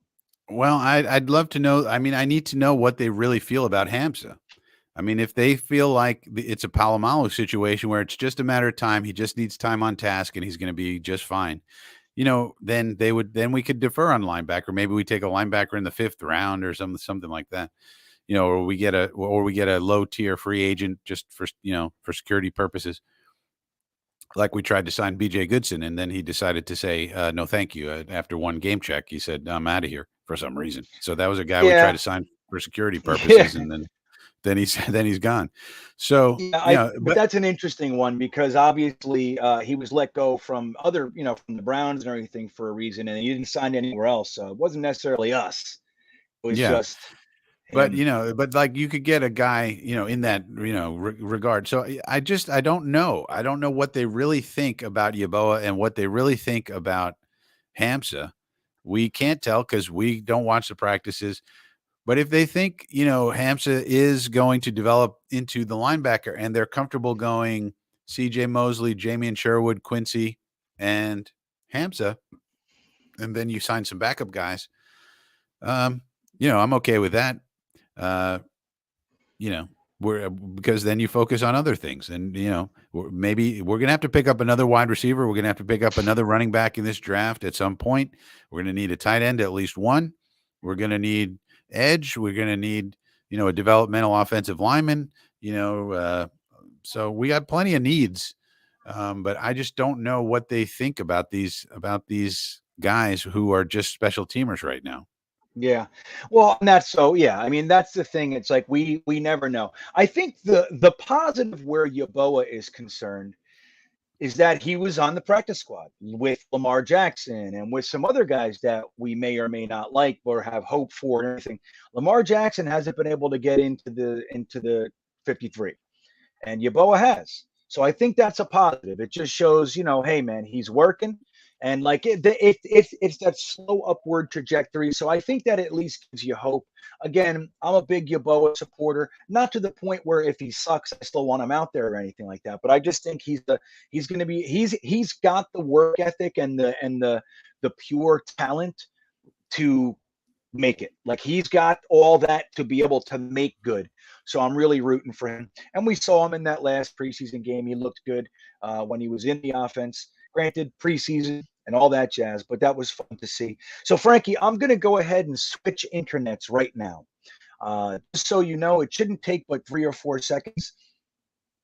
We're going to go ahead and put this comment up from Justin Jets. Why don't you go ahead and answer that while I'm in the ether for a minute, and I will be right back. All right. Yeah, I think Justin's right. Hutchinson and Thibodeau, they're top of the line. And then Karlaftis is probably third. And then Ojabo is fourth. Using a top 4 on an edge outside of those two, I mean, you wouldn't really have to. I mean, I guess you could say maybe if we're picking fourth and the first 2 picks of the draft are Hutchinson and Thibodeau, and they're gone, then what do we do?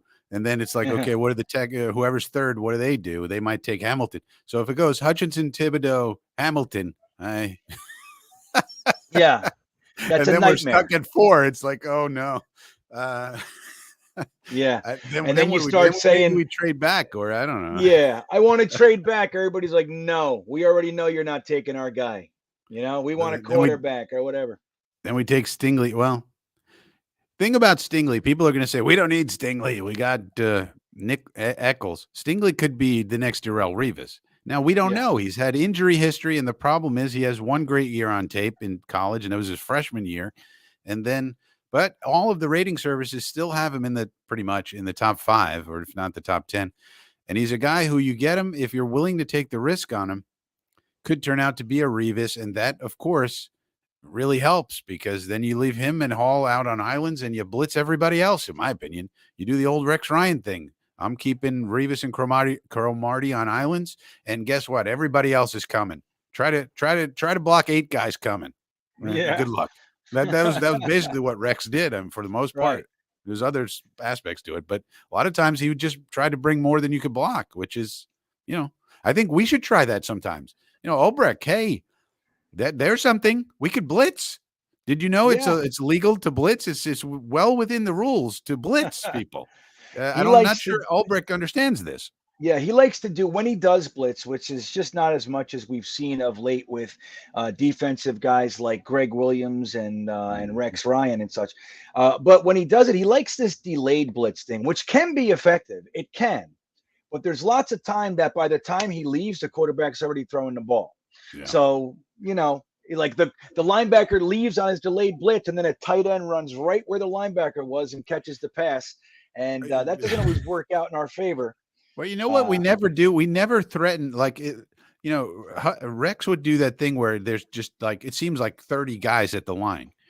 And this is something that the Dolphins did, cover zero, and Yep. they didn't do it so much against us, but they did in previous games where you don't know. I kind of like the idea of, okay, some of these guys are going to drop out, some are going to come, and you have no idea. Pick which ones you think it is, because you're going to guess wrong sometimes, and then those guys get home and force mistakes. So we never do that. It's always we're always back in coverage. I mean, one thing I think about Greenbean, I wonder what you think about it. One of the things, the prime directive of Coach Saleh to Ulbrich, he gave him a little sign to put on his door, and it said, "No explosives." That's the prime directive of Coach Saleh to Ulbrich. What does that mean? Well, explosives are plays of certain yardage, like a pass play, I think over 20 yards. There's different definitions. And a run play over about 15 yards, there's different, yardage. But they want to limit explosives because the analytics say when you have one explosive in a drive, it results in a touchdown or points like 77% of the time. If there's two explosives in a drive, it's 99.9% that they're going to score. So the idea being, if we limit explosives on drives, we will have a successful defense. So I often go back to that thought, and Ulbrich is maybe just following orders from Saleh saying no explosives. Okay, well then I need to be in base nickel to do that with the personnel we have, because I don't have Nick Bosa, I don't have Eric Armstead, I don't have these people. And so I wonder about that. It's sort of a passive way to think about it. You think about Ulbrich and Saleh; they seem like aggressive dudes. Like they don't seem passive at all. But that's sort of a passive philosophy that just says, well, if we just hang back here and limit the explosives, then we'll be okay. Instead of bringing it to the other team and getting in their face like the Rex Ryan blitz-a-palooza, and that way you're forcing them into mistakes, forcing them into turnovers, and all of that. So I wonder what you think about that, Greenbean. Well, number one, I want to say good night to Phil Adams. We're always honored with your presence, my friend. Truly, I mean, you're about as dedicated as it gets. It's 2:20 a.m. Where you're from, and we sincerely appreciate you being here. I hope you rest well and count sheep and all those pretty things. No nightmares and all that. Nightmares are for the daytime as a Jets fan. Nighttime should be restful. So thanks for being here, Phil, and you have a good night, my friend. So here's what I think about that. No explosives. I feel like that might be something for this year. You know what I mean? Like that bend, don't break. We don't have the horses. Yeah. So this is what we're going to do. Our objective for this year is to develop these guys. We're giving guys playing time that under normal circumstances would not be getting this much playing time. So and you include, just on the defensive side of the ball, you include guys like Sherwood and Nasruddin, who both started the first week, and obviously we talked about why they're not in there now and all that. But so you had Nasruddin and Sherwood, you had Brandon Eccles, you had Michael Carter II. We even saw guys like Javelin Guidry and Bryce Hall and Bryce Huff, 3 second-year players, getting significant playing time as well. So what we're looking at is like, hey, we're bringing in a new system. We're bringing in a new philosophy. Half these guys we drafted, we're starting more rookies than any other team in the NFL, right or wrong. That's what we're doing. And we've chosen to develop these guys and take a big fat punch in the mouth this year. What we can do, though, is limit those demoralizing plays that just take the wind out of anybody's hopes, whether it's fans, defensive backs, anybody. When they're able to just throw it over the top of our defense all day long, that's about as demoralizing as it gets, and you don't have a chance to develop anybody. If they start on their 20-yard line, 25-yard line, and it takes them 9 plays to get down, that's actually development. If it takes them 1 play to get down, that's garbage. So maybe that's what it means. Again, I'm making it up, but that's what I think. I think like Joe Douglas and Robert Saleh have both said on numerous occasions, we have a plan. We have a plan. Even Rex Ryan, after he called Saleh, candy ass, essentially, he said he spoke to him and they talked about his plan, and he said, guys, I just want to tell you the plan's great. Now what is that? That's Rex eating a shit sandwich. I don't know what it is. Woody probably called Rex and said, what the hell are you doing, man? We're supposed to be buds. Like we're You know what I mean? We're friends or whatever it is. You're not supposed to be dragging us through the mud. So maybe he just kind of backtracked on his own points. But what he did say was, I spoke with Saleh. The plan is intact, and they have a 5-year plan. Both Joe Douglas and Robert Saleh had 5 years on their contract. When Joe Douglas signed Robert Saleh, he had 5 years on his contract. He signed Robert Saleh for 5 years. So this is a 5-year plan, guys. They're not going to get overzealous. They're not going to jump the gun. They have 5 years to get this done. And I think that what we're seeing is a season where they knew damn well they don't have the horses to do everything they want, so they're going to develop the players. That's what I think, and that's what that could mean. What do you think of that answer, Frankie? Does it do anything for you? Yeah, I mean, Coach Saleh has said this is, and people got upset with him for some reason for this. He just stated the obvious. This is the first time in a long time we've done a down to the studs rebuild. You know, I was talking to a Steeler fan the other day, and I told him, "Hey, we're rebuilding and this," and he said, "You guys have been rebuilding for 50 years," and that's true. We have been. So from the outside looking in, it's just like, what's different now?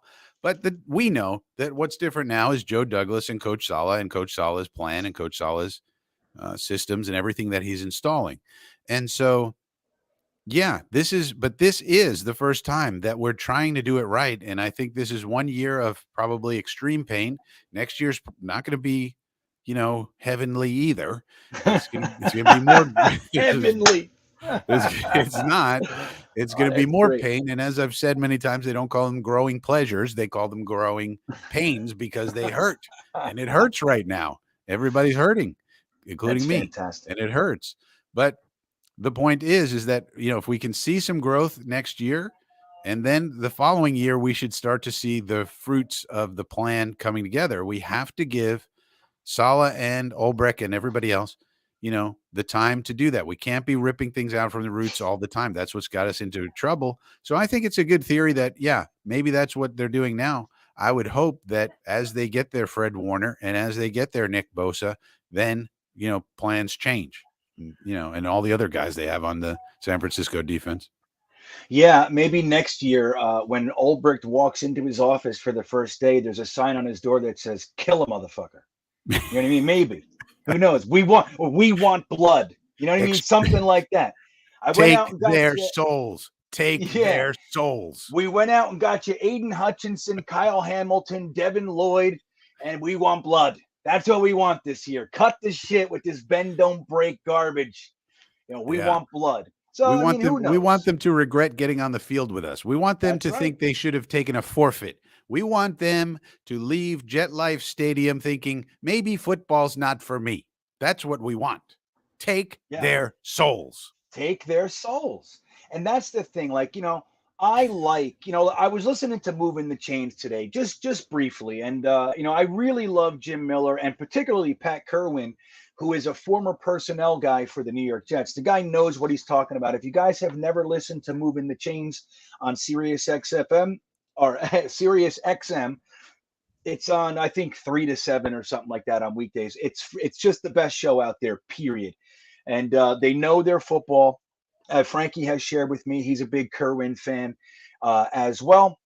But they were talking to Arthur Smith today, and they were talking about teams that are tough teams that when you get on the field, whether they lose or can put it together or not, they're tough. That about them. They hit you hard. They block you hard. The running backs run into you hard. The receivers block. Everything about the team is tough. And once you get that moniker, hey, man, they might not be winning games right now, but we know that's a tough-ass team.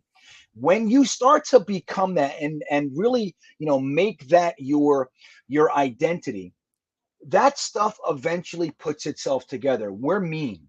We're nasty. Eventually, you start to batter teams. You start to steal their will, and they get afraid of you, for lack of a better term. Believe me when I tell you, man, you look at these are all NFL guys. They're all the elite of the world at this game. Make no mistake, when they get hit really hard, they look for that guy again.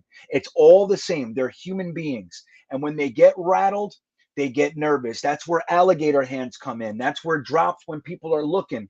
That's when the field goal kicker can't seem to make it because he's afraid. All that sort of stuff. Quarterbacks get happy feet. And that's really what I'm looking for. I think, we don't really have the horses. CJ Mosley's a tough son of a bitch. He is. Yeah. He runs in, he hits hard, all that stuff. He gets angry when people say he's a tough guy. But when you look at our team, do you see tough guys? I don't see many tough guys. Bryce Hall can be a tough guy, but he's like super respectful. And I don't see him as like tough. You know what I mean? Our offensive line has some tough guys on it. Maybe Michael Carter could be a tough guy. I don't know. But that's one of the things I think that we really need to up. We need to raise the toughness level on this team. And that's why I think drafting one of these elite edge rushers and maybe a really nasty linebacker, that starts to, to add an element to the team that I think is missing right now. And then other guys that are on the fringe of being tough, they get tough because they got a tough guy leading them into battle. And that's what happens. So that's why, like, another reason why I really want to see the premium picks go to some badasses. That's what I want to see. Sometimes I want premium, I want wide receivers, I want finesse, I want all that stuff. I want crisp route running and elusiveness. This is not that year. I think this team needs toughness. We need badasses. We need guys that come out there and think, I'm going to crush this guy in front of me today. This guy can't stop me, or whatever it is. And I think that's what we're going to see moving forward. At least that's what I hope we see. Would you label us a tough team, Frankie? Do you think we have tough guys? We don't have enough. We don't have enough right now. I mean, we have CJ. We don't, even a guy like JFM who's performed well, he's not exactly Vince Wilfork. He's not exactly Teddy Bruschi and Willie McGinnis out there. So I think a guy who fits that bill is Hutchinson. If you watch Michigan, he's the leader. It's not Ojabo, and it's not, it's not anybody else. He's the one making all the hand signals. Hey, this, that, that. He's all over. He's the leader of that team. He's the one communicating. He's the one doing all the things. And then he goes and sacks the quarterback on top of that. And he looks he looks like a Nick Bosa. So if you want a guy like that, he's your man. I mean, I've watched Kayvon Thibodeau play a bunch of times. He's not doing those things. Ojabo's not doing those things. Not yet. Now, one of the things I learned about Vince Wilfork on a Man in the Arena last night, Wilfork was never really a big leader of a team until it was a certain time when he had, had a few years in the league, and there came a time when McGinnis, or I think it was, said to him, hey, listen, bud, you got to start talking now. You're a leader. Your play is excellent, but you need to start speaking up and becoming a leader because your talent and your performance demands it. And then he did. And so he was kind of a quiet guy, and then he became a vocal leader and a tough guy. I mean, Vince Wilfork was like try to move that guy. Yeah, good luck. And we need more of those type of guys. And so you got to start somewhere, I think, in that regard. Hutchinson, from what I've seen, like Kayvon Thibodeau, he might be the better pass rusher in the end. I don't know. But he doesn't come off that way when you watch him play. I mean, he's smooth and he's got, athleticism and all these things, but you don't see him leading the defense and making hand signals and, hey, we got to do this. Watch out for that. Look at you watch it. It's Hutchinson's doing that. Ojabo not doing that. I only see Hutchinson doing that out of those top tier guys. So it seems like he has that in him, Yeah. No, I agree. And that, I think that's a piece that needs to be factored in. And that's, honest to God, that's why I think that Joe Douglas chose Mekhi Becton over Tristan Wirfs. I mean, Tristan Wirfs was considered the safe pick. He had the higher level of athleticism. There was a lot of things about Tristan Wirfs that were very safe. He's a very, very good player. One of the reasons we didn't take him, I would think, is because he's a right tackle, a true right tackle, and they were going to move him over to left tackle. The Bucs didn't do that. They just put him at right tackle in his natural position. We weren't going to do that. Whoever we drafted, we needed a left tackle. But he took Becton, and you heard the scouts and the coaches when they took him. They said that after they spoke with him, they were like, "Oh my God, that guy's an animal. That guy's an animal. Like, he likes to push people off the field. He enjoys getting them on their heels and then driving them into the ground." And I think that's one of the pieces that Joe Douglas tried to reach for with Mekhi Becton. Now, obviously, we haven't seen him this year, which is unfortunate. But I think when he's on the field, he's absolutely somebody that you could say is a tough guy. He's a guy who wants to make the other guy across from him cry. Like that's what he wants. He wants them to be afraid of him. AVT is also a guy. He's nasty motherfucker. And so I want to tell you, there was a book that came out years ago. I do forget the name of the book, but it was about Jimmy Johnson and the year that the Dallas Cowboys beat the Buffalo Bills in the Super Bowl, and Bruce Smith and I think it was Thurman Thomas and Andre Reed and all those guys. And Bruce Smith was like the big name in the NFL for sacks and all that sort of stuff. And Jimmy Johnson, before they walked down the field, gave his team a speech. And you want to know what he said? He talked about all this stuff, and I'm going to have to paraphrase here, okay? And I'm also going to say a bad word. So everybody who's afraid of hearing that, now's the time. Give me 30 seconds and come on back. But he said to his team all the normal football stuff and said, let me tell you something about this team we're going to play today. And it's the truth. They're pussies. They're pussies. You guys are tough. And if you walk out there and you're going to kick their ass up and down the field today, that's what should happen. And that's what will happen, because they are not as tough as you. And don't believe otherwise. They are pussies. That's what he told his team. And what an amazing quote. Like, oh, yep, here's all this stuff. We're going to do this, we're going to do that. But one last thing. I need you to know this about them. They're not you. And we can outman them at any time we want. And that's what Dallas did. They came out and kicked the hell out of the Buffalo Bills in that Super Bowl. And that's a direct derivative on Jimmy Johnson reminding them of what they really are. Dude, they had guys like Charles Haley. I mean, that guy was an animal. He was famous for throwing, like Jerry Jones came in and yelled at the team, and Charles Haley threw his helmet at the owner and it hit the wall and like broke something on the wall. And said, don't talk to me like that. You know what I mean? That's Charles Haley. He was a tough guy, man. And the owner said, oh, I like that. You know what I mean? Like Jerry Jones gets it. You know what I mean? He's not, hey, how dare you speak? He's like, ooh, yeah. Like that's the stuff. That's the guys we want. This is football. And we need guys that are high character. You need guys that are talented, athletic. But underneath everything, there's a thread that is necessary for this game. And it's toughness. And that's what I want to see Joe Douglas continue to bring in, whether it's a linebacker, whether it's a defensive end, whether it's a wide receiver. That's why I like the 6'3" wide receivers, because they're the guys we brought in were all known for being very effective blockers. That's tough. That's Anquan Bolden. Anquan Bolden was known. Like, don't you better be aware of where he is, because he will knock your helmet off in a block. And that's the guys that we need around. You know what I'm saying, Frankie? Absolutely. I mean, Jimmy Johnson was an animal himself. Jimmy Johnson, don't forget, is responsible for turning around, with some other people, the University of Miami program. And people used to say, hey, wait a minute, why are they blowing out to everybody? And meanwhile, in the 70s, they were giving, did you know this? In the 1970s, they were giving out free tickets to University of Miami games with a Burger King Whopper. Go in, buy a Whopper, you get a free ticket to the game. Hey, that's how bad their program was down there. And then Schlesinger or Sling, I forget who it was, came in and turned it around. And then he left for some money, and they hired this young brash coach named Jimmy Johnson. And he came in there and said, all right, we're gonna let kids dance. Nobody did end zone dances and all this. We're going to let them do all that. We're going to run up the score. We're going to win by as much as possible. And if you don't like it, too bad. But he didn't flinch at all. People said, I don't think this is in the good. We shouldn't be doing this in college football. It's bad sportsmanship. And Jimmy Johnson said, trying to win is bad sportsmanship. I don't think so. Yeah. Trying to be as good as you could possibly be is bad sportsmanship? No, we're just being excellent, and you're not. Sorry. That's right. We're being excellent, and you're not. Right? We're better than you. And we're better than you. And that's it. And that's how it is. And then he came to the NFL and he did the same thing.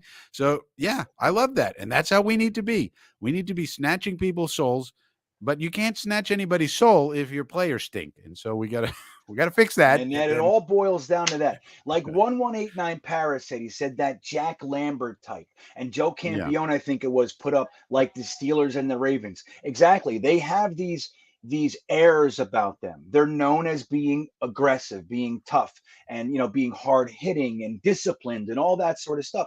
And like, if you think we're going to come from the Todd Bowles, Mike McCagnon Jets going through the Adam Gase, disregard the other half of the team, Jets, sit on the bench alone and write in a notebook while the game is being played.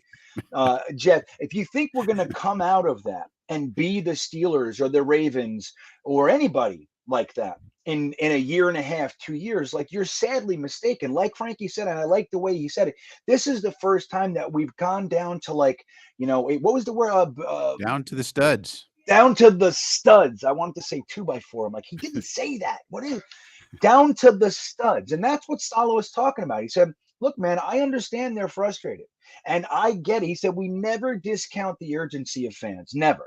At the same time, they've never dealt with what we're doing right now. So we ask for a little patience because we've chosen to tear this thing down. We've chosen to gut it because there was nothing worth keeping here. Like, look, the only guys that we still have from the previous regime, dude, are Quinnen Williams, Foley Fadukasi, Marcus May, who's all but gone.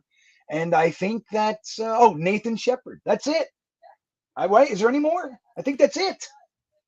Yeah, very few. I mean, so yeah, and that's the thing is Tuma Edoga. Maybe there's a few, but that's the thing. When you choose to do that, it's going to take time, and nobody likes to hear that because it's been 50 years, since we won, and Jet fans are tired of waiting. But I think this time, I mean, I really do believe in Coach Saleh. I got to say, I've not believed in a coach like this and since Herm Edwards, and Herm Edwards was a great coach. Only thing he couldn't do is figure out how to manage the damn clock. Otherwise, he was great. The players loved him. He was great with the media. But so I believe in Coach Saleh a lot, and I think they're going to. And even Rex, I mean, that whole Rex Ryan thing. Rex Ryan gets on the phone, he talks to him, and he goes, "Oh, right, you know what you're doing. Like, I get it." Right. There he is. Look at that guy. There he is. You see that? Oh, I cut it off. I want to show it again. I want to do a couple sneers. But that's a great point. Like, Rex Ryan talked to Saleh and came away saying, "Oh, okay, I get it now. Yeah, I get it. This isn't about, quick hits. It's not about winning right now." And there was a comment in here. I want to find it, and then I'll get to your super chat sneakers to boots. Where is the kind? He says, "Where I gotta find it." It was such a good comment. Give me a second, then we'll get some more sneers. I got some sneery coaching pictures. So here we go. 1189 Paris says, the Jets have never stuck to their plan in the past because they've always tried to finish the rebuild by doing the quick fix. Yep. Give Douglas, Saleh, and Wilson another 2 seasons. We should be good by 2023. Agreed. And that's, I mean, look, is it going to be fun on the way? Brexit, Nope. It's not going to be heavenly. Okay. That's a great word. It's not going to be heavenly. At the same time, guys, it's like yelling at the interior designer about your curtains when they're still pouring the foundation. It's like, where's my curtains? It's like, well, dude, I'm not on that. I'm doing this. I'm laying. We're still leveling the damn the ground. We're grading. We're grading right now. What are you talking about? Curtains. You know what I mean? So that's one of those things. I think this is a great comment, Paris. And that's something that previous Jets general managers were susceptible to the media, to the fans, that energy, that we want a big name player. Like, look at Mike McCagnon's last offseason. He went out, he drafted, unnecessarily so, drafted the big name of the draft, Quinnen Williams, the defensive tackle. He was the big name, not a quarterback in that draft. And he got him. He went out and signed Le'Veon Bell. Oh my God. He waited till midnight to release which team he was going to go to, coinciding with the release of his brand new rap album. And he chose the Jets.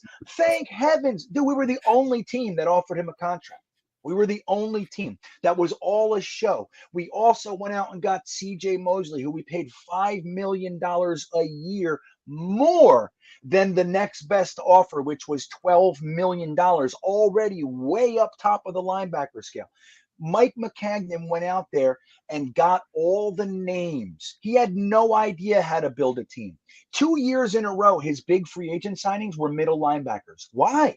Avery Williamson. The next year, CJ What the fuck are you doing?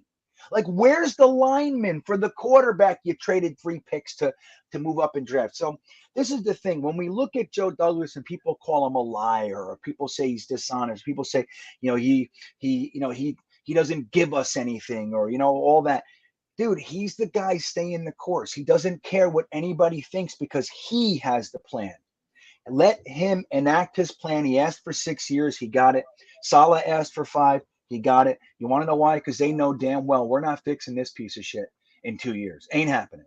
Ain't happening. And I guarantee they sat with Woody and Chris Johnson and said, I just want you to know that in 2 years, it's not going to be done. Firing me after 2 years, I'm not even coming here if that's the case. I want 5 years. I want 6 years. And they got it. So we're going to have to just be patient and watch this whole thing. Now, I want to show you a few coaching sneers. We'll start with, where is it? We'll start with Herm. I cut that one off a little too quick, but I want to just remind you of how beautiful of a man Herm Edwards really was. This is how he looked on our sideline all the time. There he is. Look at this guy. Look at him. Motherless son of a, like, that's what he's thinking right there. I can't stand it. How dare you? He was running around yelling, didn't know what the hell he was talking about, but he was running around yelling, complaining. Now, I also want to show you a newer coach that has a little bit of a sneer. You guys ready for this? And then we'll talk about this, Frankie. I can't believe we made it this long without seeing this guy's sneer. Oh, where is it? Hold on a second here. I'll give you this pick anyway. It's not really the sneer so much, but it's a sneer. It's not the one I was looking for. Let's see here. We're going to go with this if my old fingers can figure it out. Here he is. So our new head coach has quite the sneer as well. Oh, I cut it off again. Frankie, I suck at this, Frankie. Oh, I know where the sneer is. Hold on. I'm going to show you. This is his official picture on our website. This is what this guy looks like. Our brand new head coach on our website. You want to talk about a guy who doesn't give a shit about what you think about him. Look at this guy. That's his official picture. He can't even turn it off. This is the subdued sneer. There are pictures all over the internet of this guy. He's always like, and he's a badass. So, Frankie, now that we're looking at this brand new sneer that we have, I shut it off again. What is the matter with me? Anyway, Ron Middleton is our brand new head coach. We've wasted all this time talking about our last head coach, Robert Saleh. Why don't we talk about our new coach? And what's your opinion quickly? Then I got to get the Sneakers to Boots super chat. But what do you think about Ron Middleton? Is he the right choice? Why'd they choose him? What do you got here? Well, Coach Middleton, yeah, he is the right choice because you don't want to take Ulbrich or LaFleur out of their current duties. I mean, you don't want to do that. And Middleton, he's a tight ends coach now. He used to be a special teams coach. So he's great. I mean, why not? Let him get his feet wet. Let him get a little bit of experience. I don't see any problems with it. Now, Coach Middleton, he's been our tight ends coach, and we haven't had a lot of tight ends. So one criticism I would have of Coach Middleton is why wasn't he pounding the table for us to acquire a little bit more talent, either in free agency or in the draft? Because so he looked at his room and said Croft, Griffin, Wesco, Daniel Brown and Yeboah, we're good. I'm not so sure about that. So that's one thing you could criticize about Coach Middleton. But on the other hand, maybe he was pounding the table for more talent, and Joe Douglas said, no, we're going with. No, not yet. This isn't a good tight end draft. Yeah. I'm waiting until next year, the deepest tight end draft in 10 years. Maybe. Right. Who knows? Yeah. So that, so that's really it. I don't really have any, other thoughts about Coach Middleton, and one thing though, if he does well and people think, hey, maybe this is a candidate, for openings, and we lose him, we actually will get a comp pick for him. We will. So. We will get, if he goes to a head coach, like let's say he comes in and wins the game. First of all, Jets fans are going to be screaming for him to be the real head coach. You know that. So this is 1-0 with Coach Middleton, and that's right. 3-11. Like, let me tell you, if this guy's running around yelling at the refs or anything like that and wins this game, Jets fans are going to be clamoring. It's going to be Mike F. and White all over again. You know it is. You know it is. But good. yeah, Let it be. Let it be. Let there be some smoke around Coach Middleton, because then somebody else could hire him and we get a comp pick. And nobody would have thought of that before the season started. That's right. That's right. And I like that it's him. I think you raised some good points about you don't want to take LaFleur, who's finally figuring out how to kind of run an exciting and effective offense. Yeah. And obviously Olbert's way in. Oh, he's in way over his head currently. So just let him figure that. Let him stay there and figure it out. But Ron Middleton has been in the NFL for 12 years. He also played in the NFL. He's out of Alabama. As far as he lived, he played tight end at Auburn, if I remember correctly. And the interesting thing, what was I going to say? What was it? The interesting thing with Ron Middleton? Oh, is that he was a special teams coach as well. So not only did he play tight end and coach tight ends, he also coached special teams, which anybody who knows football knows that special teams coaches are a little bit of a rare breed. They're the only coach on the team that gets to work with the entire team. They don't just work with their position. They don't just work with their side of the ball. They're pulling talent from both sides, from all over the roster. So they get to see a little bit of defense, a little bit of offense. Obviously, the special teams, the specialist, the long snapper, the kicker. Special teams coaches are unique in that they get to kind of work with the whole team. Really nobody else does except for maybe the head coach, unless he's Adam Gase. So most guys don't get the experience that Middleton has. So I think it's a good move. And like you said, he might, hey, if he does really well, maybe he gets looked at as an offensive coordinator or head coach or whatever. But the thing is that he is a minority, Frankie. And the Jets, a lot of people crap on the Jets for a lot of reasons. And I just put this in my video today. The Jets are kind of forward thinking where it comes to hiring minority candidates. We were just looking at the sneer of one Herm Edwards. He's obviously a minority candidate as well, and he was hired prior to the Rooney Rule. And then obviously we've had Todd Bowles, and now the first Muslim head coach, and now our interim head coach is none other than Ron Middleton. So the Jets, look, they've been ahead of this curve for a long time, and I think it's a positive that somebody wouldn't get the role because of a minority status. And I think it just falls right in line with how the Jets kind of have been running things as an organization for a long time. With all their warts and all their faults, this isn't one of them. Any thoughts? Yeah, I mean, we do have a very diverse staff. If you look at our coaching staff, they're diverse in terms of their experience levels. We have young coaches, we have older coaches, lots of experience, brand new guys. We're bringing people up like Leon Washington. We're bringing guys up like Brian Calabrese, all these things. And then we got the old folks. We got Middleton, we got Benton, we got old heads, new heads, everything. We got African Americans, we got Hispanic Americans, we got everything on the staff, and that's what you need because that's what your players are. So, you need Correct. to reflect who's on your team. Yeah, I agree. And I think it's an incredible positive, man. I genuinely like it. And I like to see the best man win. It's always been my gig. It's just like, hey, is this guy going to be better than him? Then can he do it, please? You know what I mean? Like that's how I see it. I'm a big fan of the best guy being there in the job. That's how I see it. So let's hope Ron Middleton brings us a 74-13 snubbing of the Trevor Lawrence-led Jacksonville Jaguars, and maybe Saleh stays sick for 2 weeks and then he beats the Bucs. Who knows what can come of it? But never know. That all said, look at his sneer. He's perpetually in that face that you see right there. Look at him. He's like, he just has it. He has the mean football face. I love it. I love it. So my wife wants to make a shake. So go ahead and make your shake. Bear with me, Frankie. Go ahead. Lots of ice cubes. What? He's sick. He's got COVID. He can't coach this group. Look, it's the Jets season. Yeah. And we'll talk about that as we start to inch closer to the end of the show here. We'll talk about that. We have a lot to discuss, Frankie. We still have a lot on the table here, but let's get to Sneakers to Boots. Sneakers to Boots, thank you so much for the golden super chat. I do appreciate that, man. He says LaFleur has been a lot better there are still gripes to be had. The lack of hot routes with a cover zero showing.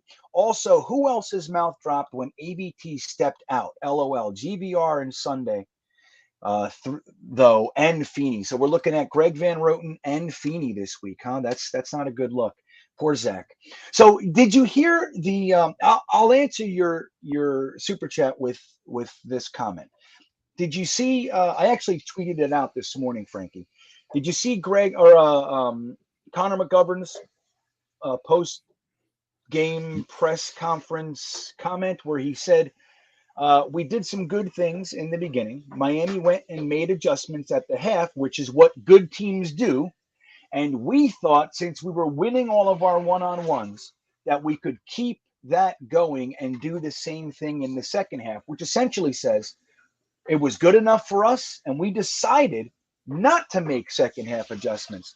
Number one, did you see that comment? And if you had, what'd you think of that? Well, I think I did see it. I don't think I thought too much about it. We don't know, I don't know how you can criticize that. You don't know in advance what adjustments they're going to make. And I think we had other problems like blocking people. So, Connor McGovern might have done a good job, but we also had Connor McDermott on our line, and AVT went out for a while. So we had Feeney in there. So we had a bunch of problems, so I mean, there's only so much we could do when we can't block people and Zach's running for his life. Right. But I think, and, applying that to Sneakers to Boots question, which is that maybe LaFleur is getting better. And I think it's unarguable that there is an improvement from the first, let's say, quarter of the season to now. I don't think many people can say that there hasn't been improvement by LaFleur.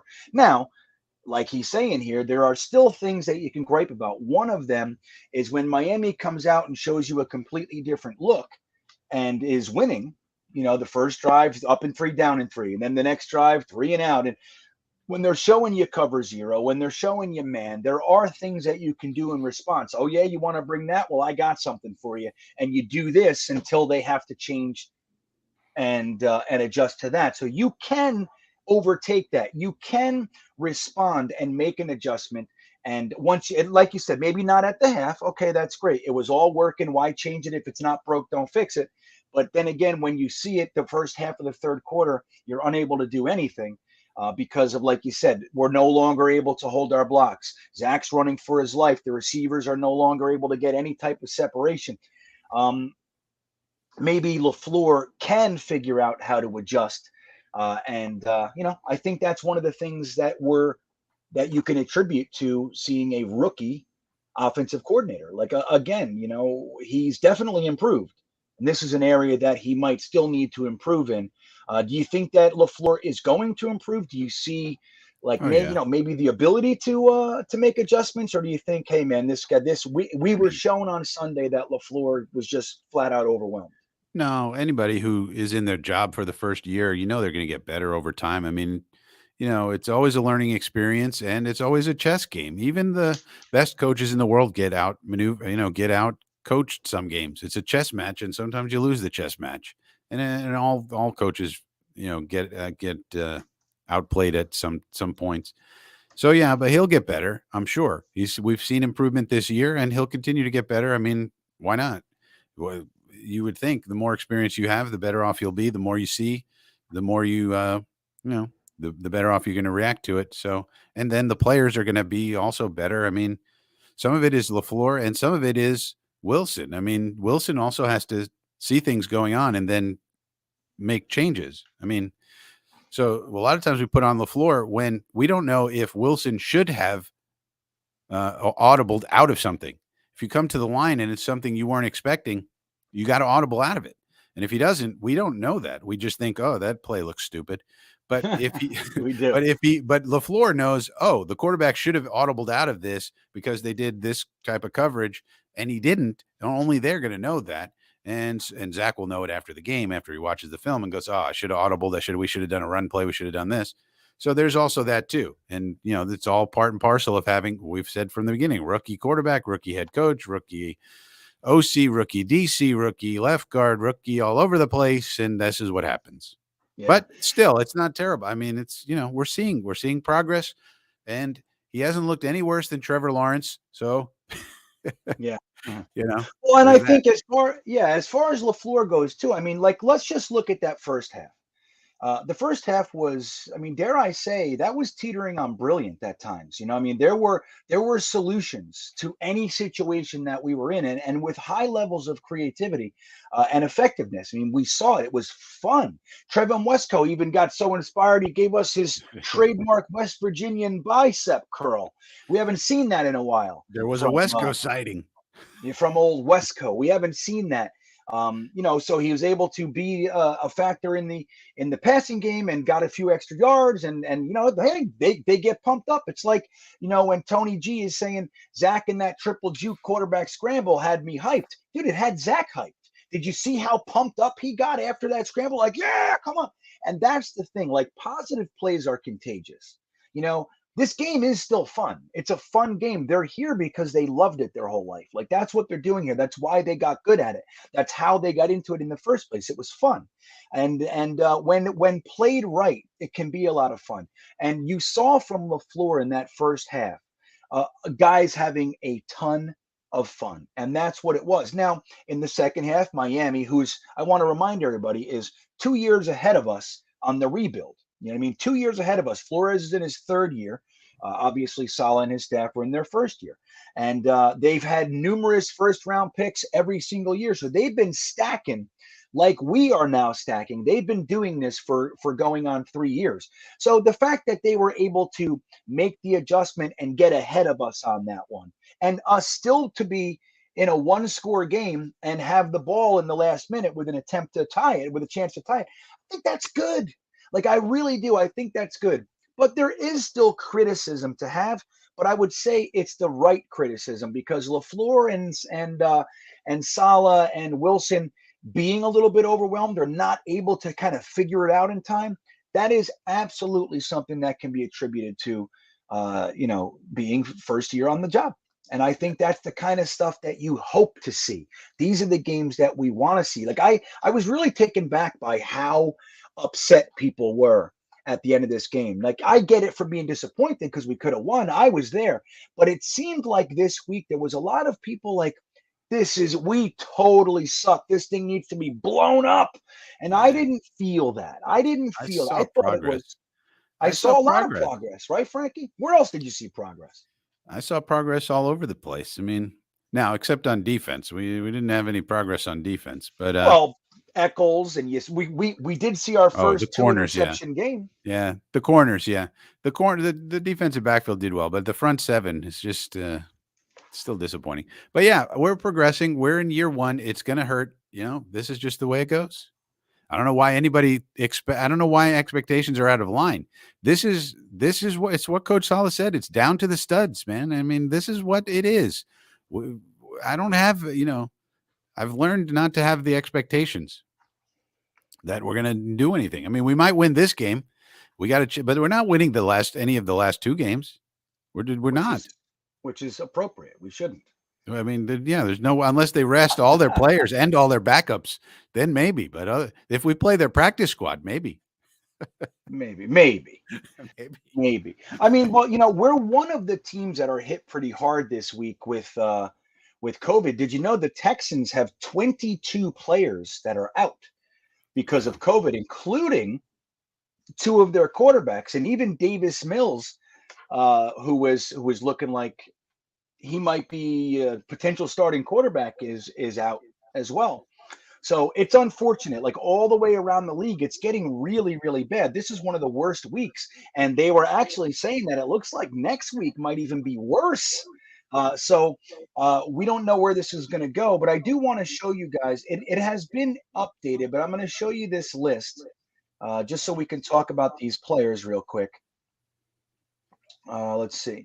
These are the players that are definitely not going to be there. Now, we did hear Kenny Yeboah has been added to this, sadly. But so far, Frankie, we have head coach Robert Saleh, Michael Carter, the running back, wide receiver Elijah Moore, Elijah Vera-Tucker, a defensive lineman Farukasi and JFM. We have special team penalty machine Justin Hardy. We have Hamza Nasruddin, Sherrod Niesman, the safety, wide receiver, Jeff Smith, Blake Cashman. So he caught COVID too, it seems, on top of his myriad injuries. Noah Dawkins, Lamar Jackson, Tanzel Smart, and wide receiver Vincent Smith. So even the backup receivers, look, we already knew Elijah Moore and Corey Davis weren't going to be there. But now we got the back end, Vincent Smith and Jeff Smith. They are not going to be there either. So we're walking out there with somewhat of a skeleton crew, man. Do you have any concerns about this? You think we're just going to be okay, or what do you see? Well, one thing, I think that's the cornerback, Michael Carter. The Jets have it listed as the cornerback, not the running back, Michael Carter. So I think we're going to have the running back. Maybe it's both. The Jets have just the cornerback, Michael Carter II. And also, that's okay. That'd be good. They also have Ashton Davis on the list now. Oh, geez. Yeah. So more and more COVID has entered the building. And like JW said, COVID is everywhere. It's almost like it went viral. Yeah, this Omicron virus it's very transmissible, they say, but it's very mild. So you don't get many symptoms, they're saying so far. Yeah. So that's the good news. Numerous people in my life have it currently. So, varying degrees of sickness, but it's much easier to catch, it seems. Thankfully, in most cases, it's not quite as severe. But still, the NFL, I heard, is changing their policy from 10 days once you have it that you can't come back to 6. They are working on that.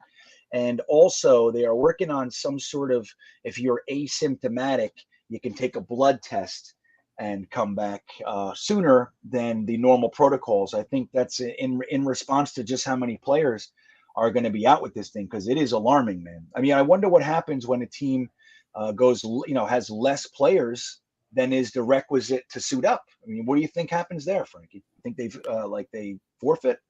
That's what they said in the beginning of the season, but then they rescheduled some games this week. So I don't know. We'll see. I think we'll have enough, hopefully, people to play. So we'll just have to deal with it, and it's just another bump along the road. Yeah, Yoshi is also supporting what you said, but if you're looking at the Jets site, that's probably updated more than this tweet. So that's actually good news. I mean, it would be unfortunate for running back Michael Carter to come in, obviously after his weeks of injury, gets one game and then goes right back out. That just flat out sucks, and I'd hate to see that. So I don't know. So look, wrapping this one up, Frankie, what do you think? What do you see this week? Are we winning? How are we going to lose? What do you see coming? We got a shot. We got a shot against the Jaguars for sure. They're in our peer group. They're not very good. We're not very good. Now the question is going to be, how much can we stop James Robinson? Now James Robinson is on their injury report. He has a regular injury. He has a knee, I think, and he didn't practice today, so he might not play. But regardless, if it's James Robinson or James Schmobinson, we can't stop anybody from running. So I think they're going to look at the tape and try to run all over us. So how well do we do against that? Do we go to a 4-3? Can we bring in somebody to tackle people? That's going to be something to watch. And then, of course, how Trevor Lawrence does. And then for us on offense, I mean, it continues to be how well does Zach play? How does our running game? I mean, just the same stuff. Their defense isn't great. It's a little bit better than ours, according to DVOA. They do like to blitz a lot. So we'll see if they continue that. They blitz the 6th most in all of football, but they don't have a very high pressure rate. They only have a 17th highest pressure rate. So they blitz a lot, but it doesn't work too much. Means receivers might be open. Imagine that. Yeah, right. So if they bring the house, can Zach, find the open guys, and can they get open? So we'll see. That we got a shot. They're in our peer group. That we have a legitimate shot to win. We're at home. So I just would like to continue to see progress on Zach Wilson's part, and I'll be happy. And hopefully we get a win too. That would be good. You know what? I think we are going to win this game because it behooves us to lose. So anything that, I always look at the underlying reasoning, Frankie. The Jets fans experience is maximum pain. So what would have to happen for maximum pain? We are going to lose, or we are going to win a 6-3 bore fest. We're going to see no progress. We're going to see no Zach Wilson goodness, and we're still going to win. And we're going to go to pick 7 instead of 4. That's what's going to happen. You heard it here first. Before we back out of here, Nose Skills checks in with a super chat. Thank you, Nose Skills. I think that is very, very nice. £5, I thought. Oh, that's euro, isn't it? So he says they'll suit up fans then. Greenbean, you might get the show if you really make those kicks. Yeah, man, I've always been a kicker. You know, I have that sweet leg, man. Especially because my sciatica acted up today. I got sciatic left glute. That's what I got going on right now, man. Frankie, if they asked you to suit up, would you do it? It depends. I mean, I'd be a punter. I don't want to get injured. I mean, it's a violent sport out there. There's 300-pound monsters who run very fast and hit very hard. What do I want to get involved with that for? But I punt the ball. If they want me to punt it, okay. For 1 week's game check, if they said, Greenbean, it's an emergency, we need you to put on a helmet and go out there and play, whatever. I'd play any position, anything. Defensive end, offensive tackle, whatever. Give it to me. I would do it, Frankie. I'd get killed. I'd be all that stuff. I have no illusions, but I'd do it. 1 game check. Give me it. I'm out there. 1 Jamal Adams game check, please. So, Frankie, this has been a great show. I want to thank you. This is fun. I'm sorry to everybody about our guest. Our guest had an injury last night. So just prior to this date coming to fruition for all of us, he could not make it. We're planning a backup date for him. That was Glenn Naughton of Jetnation Radio. Next week, if all goes well, we will have Joe Blewett on with us, and then the following week, I believe, is going to be Boy Green, Paul Esdin Jr., and we're working on a few very special guests. I cannot leak that out yet because they are unofficial, and I wouldn't want to jinx it and have all that sort of stuff. So we got a couple nice guests coming over the next few weeks, but I'd like to remind you, don't forget to follow Frankie on Frankie from Flatbush on YouTube. He's also an audiobook master. I don't know if you know this, Frankie, but I listened to a couple of your books, not in their entirety, but I wanted to see what the hell it is you're doing. So I went to that channel. That's Frank Markopoulos audiobooks, is it not? Yes, it is. So that's Frankie's audiobook channel, and it's been around a minute. He's got quite the catalog there. So you can check Frankie out on Frank Markopoulos audiobooks on YouTube and Frankie from Flatbush on YouTube. But in addition to that, Frankie, do you have anything else that you'd like to let them know that's coming up for you? Well, we got the live shows on Sunday. We'll be no live show tomorrow. It's Christmas Eve. But we'll do Coffee with Frankie before the game, 11:30 a.m. on Sunday. See what's going on, who's up, who's down, etc. Then we come back at 7 o'clock on Sunday night after the game to see what happened and commiserate together. And we also have a locals community, frankiefromflatbush.locals.com. Check out, and you can check that out. There's exclusive content over there that I publish, and it's more of a community. And might be cool for people to check out the locals community, frankiefromflatbush.locals.com. Yeah, that's where they rent out certain spaces, and they hand their keys into a bowl when they walk in. Everybody, you don't know whose keys you're going home with. It's one of those kinds of parties, and I like it. I approve. So yeah, well, hey, thanks. And hey, Jeremy, I'll bring you on real quick just so you can say hello, okay? Just so you can, little promotion. You there, Jeremy? Jeremy's been in the back the whole time. He kind of keeps track and makes sure if any of you guys say anything or super chat, he keeps us going with that, and I thank him. So hello, Jeremy. What do you got for everybody? What do I got? You got anything coming up? You got a channel? What do you got? Yeah, the next thing, a video just came out today, my NFL predictions. I'm kind of on fire, man. I was like 13-3. Frankie, I'm kicking the predict about's butt, I think, but I haven't.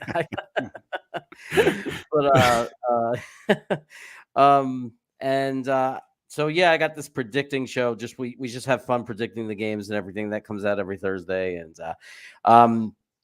then just all day Sunday I'm on, man. I'm I'm with John Post on Pure Adrenaline. I'm on Jets Nation with you, Greenbean, like doing the Jets game, and then me and my brother do the late games, and we do like a red zone where we call all 3 games at the same time. So nice. Sunday all day at NFL Chaos with Jeremy. There it is. NFL Chaos with Jeremy. I want to let everybody know that you can support me on Patreon. I have something really, really cool. We're going to be watching, just my Patreon folks and myself, we're going to be watching classic Jets games together through the Discord. I could not be more excited. I've been planning this one for almost 2 months, trying to figure it out with the NFL and all kinds of other stuff. So you can support me on Patreon. The link is right there. It helps me continue to be able to do this stuff. We are having the contest right now. All you have to do is subscribe to this channel and go to my full-time coaster tour channel, and you can hit sub there and you are entered into the contest. But I want to show you guys one of the shirts that you can get. Look at this, you son of a bitches. Watch this. This is the kind the winners will be able to choose a shirt from the GreenBean.com merch store, GreenBeanjetsfan.com merch store. And my newest design is something that whenever you're having a problem, whenever you're in a dilemma, you just ask yourself this one question, and that is this: what would GreenBean do? And this is my newest design. That's all you have to do is ask that. You will always end up with a tight end if you ask yourself that question. So all will be well. So again, all you have to do to enter the contest is hit subscribe here, hit subscribe on Full-Time Coaster Tour, and you will be in. If you want an extra vote or an extra entry, you go to my Instagram and follow me there, Greenbean the Jets fan. And guys, I want to thank the chat. Best damn chat in the business. Don't forget, boycott the beat. Unsubscribe if you are tired of their narratives. And again, follow Frankie, follow Jeremy, and we will see you guys next time. But thank you again for a super fantastic, amazing Thursday thick of it. Here we go. Like grimace. Yeah, here we come, baby. Here we come. Here go the Jets, baby.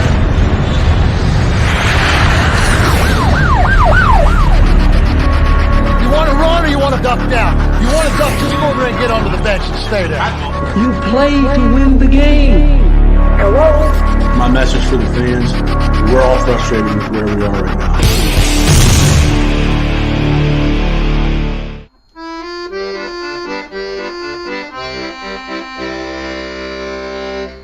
Jets, Jets, Jets.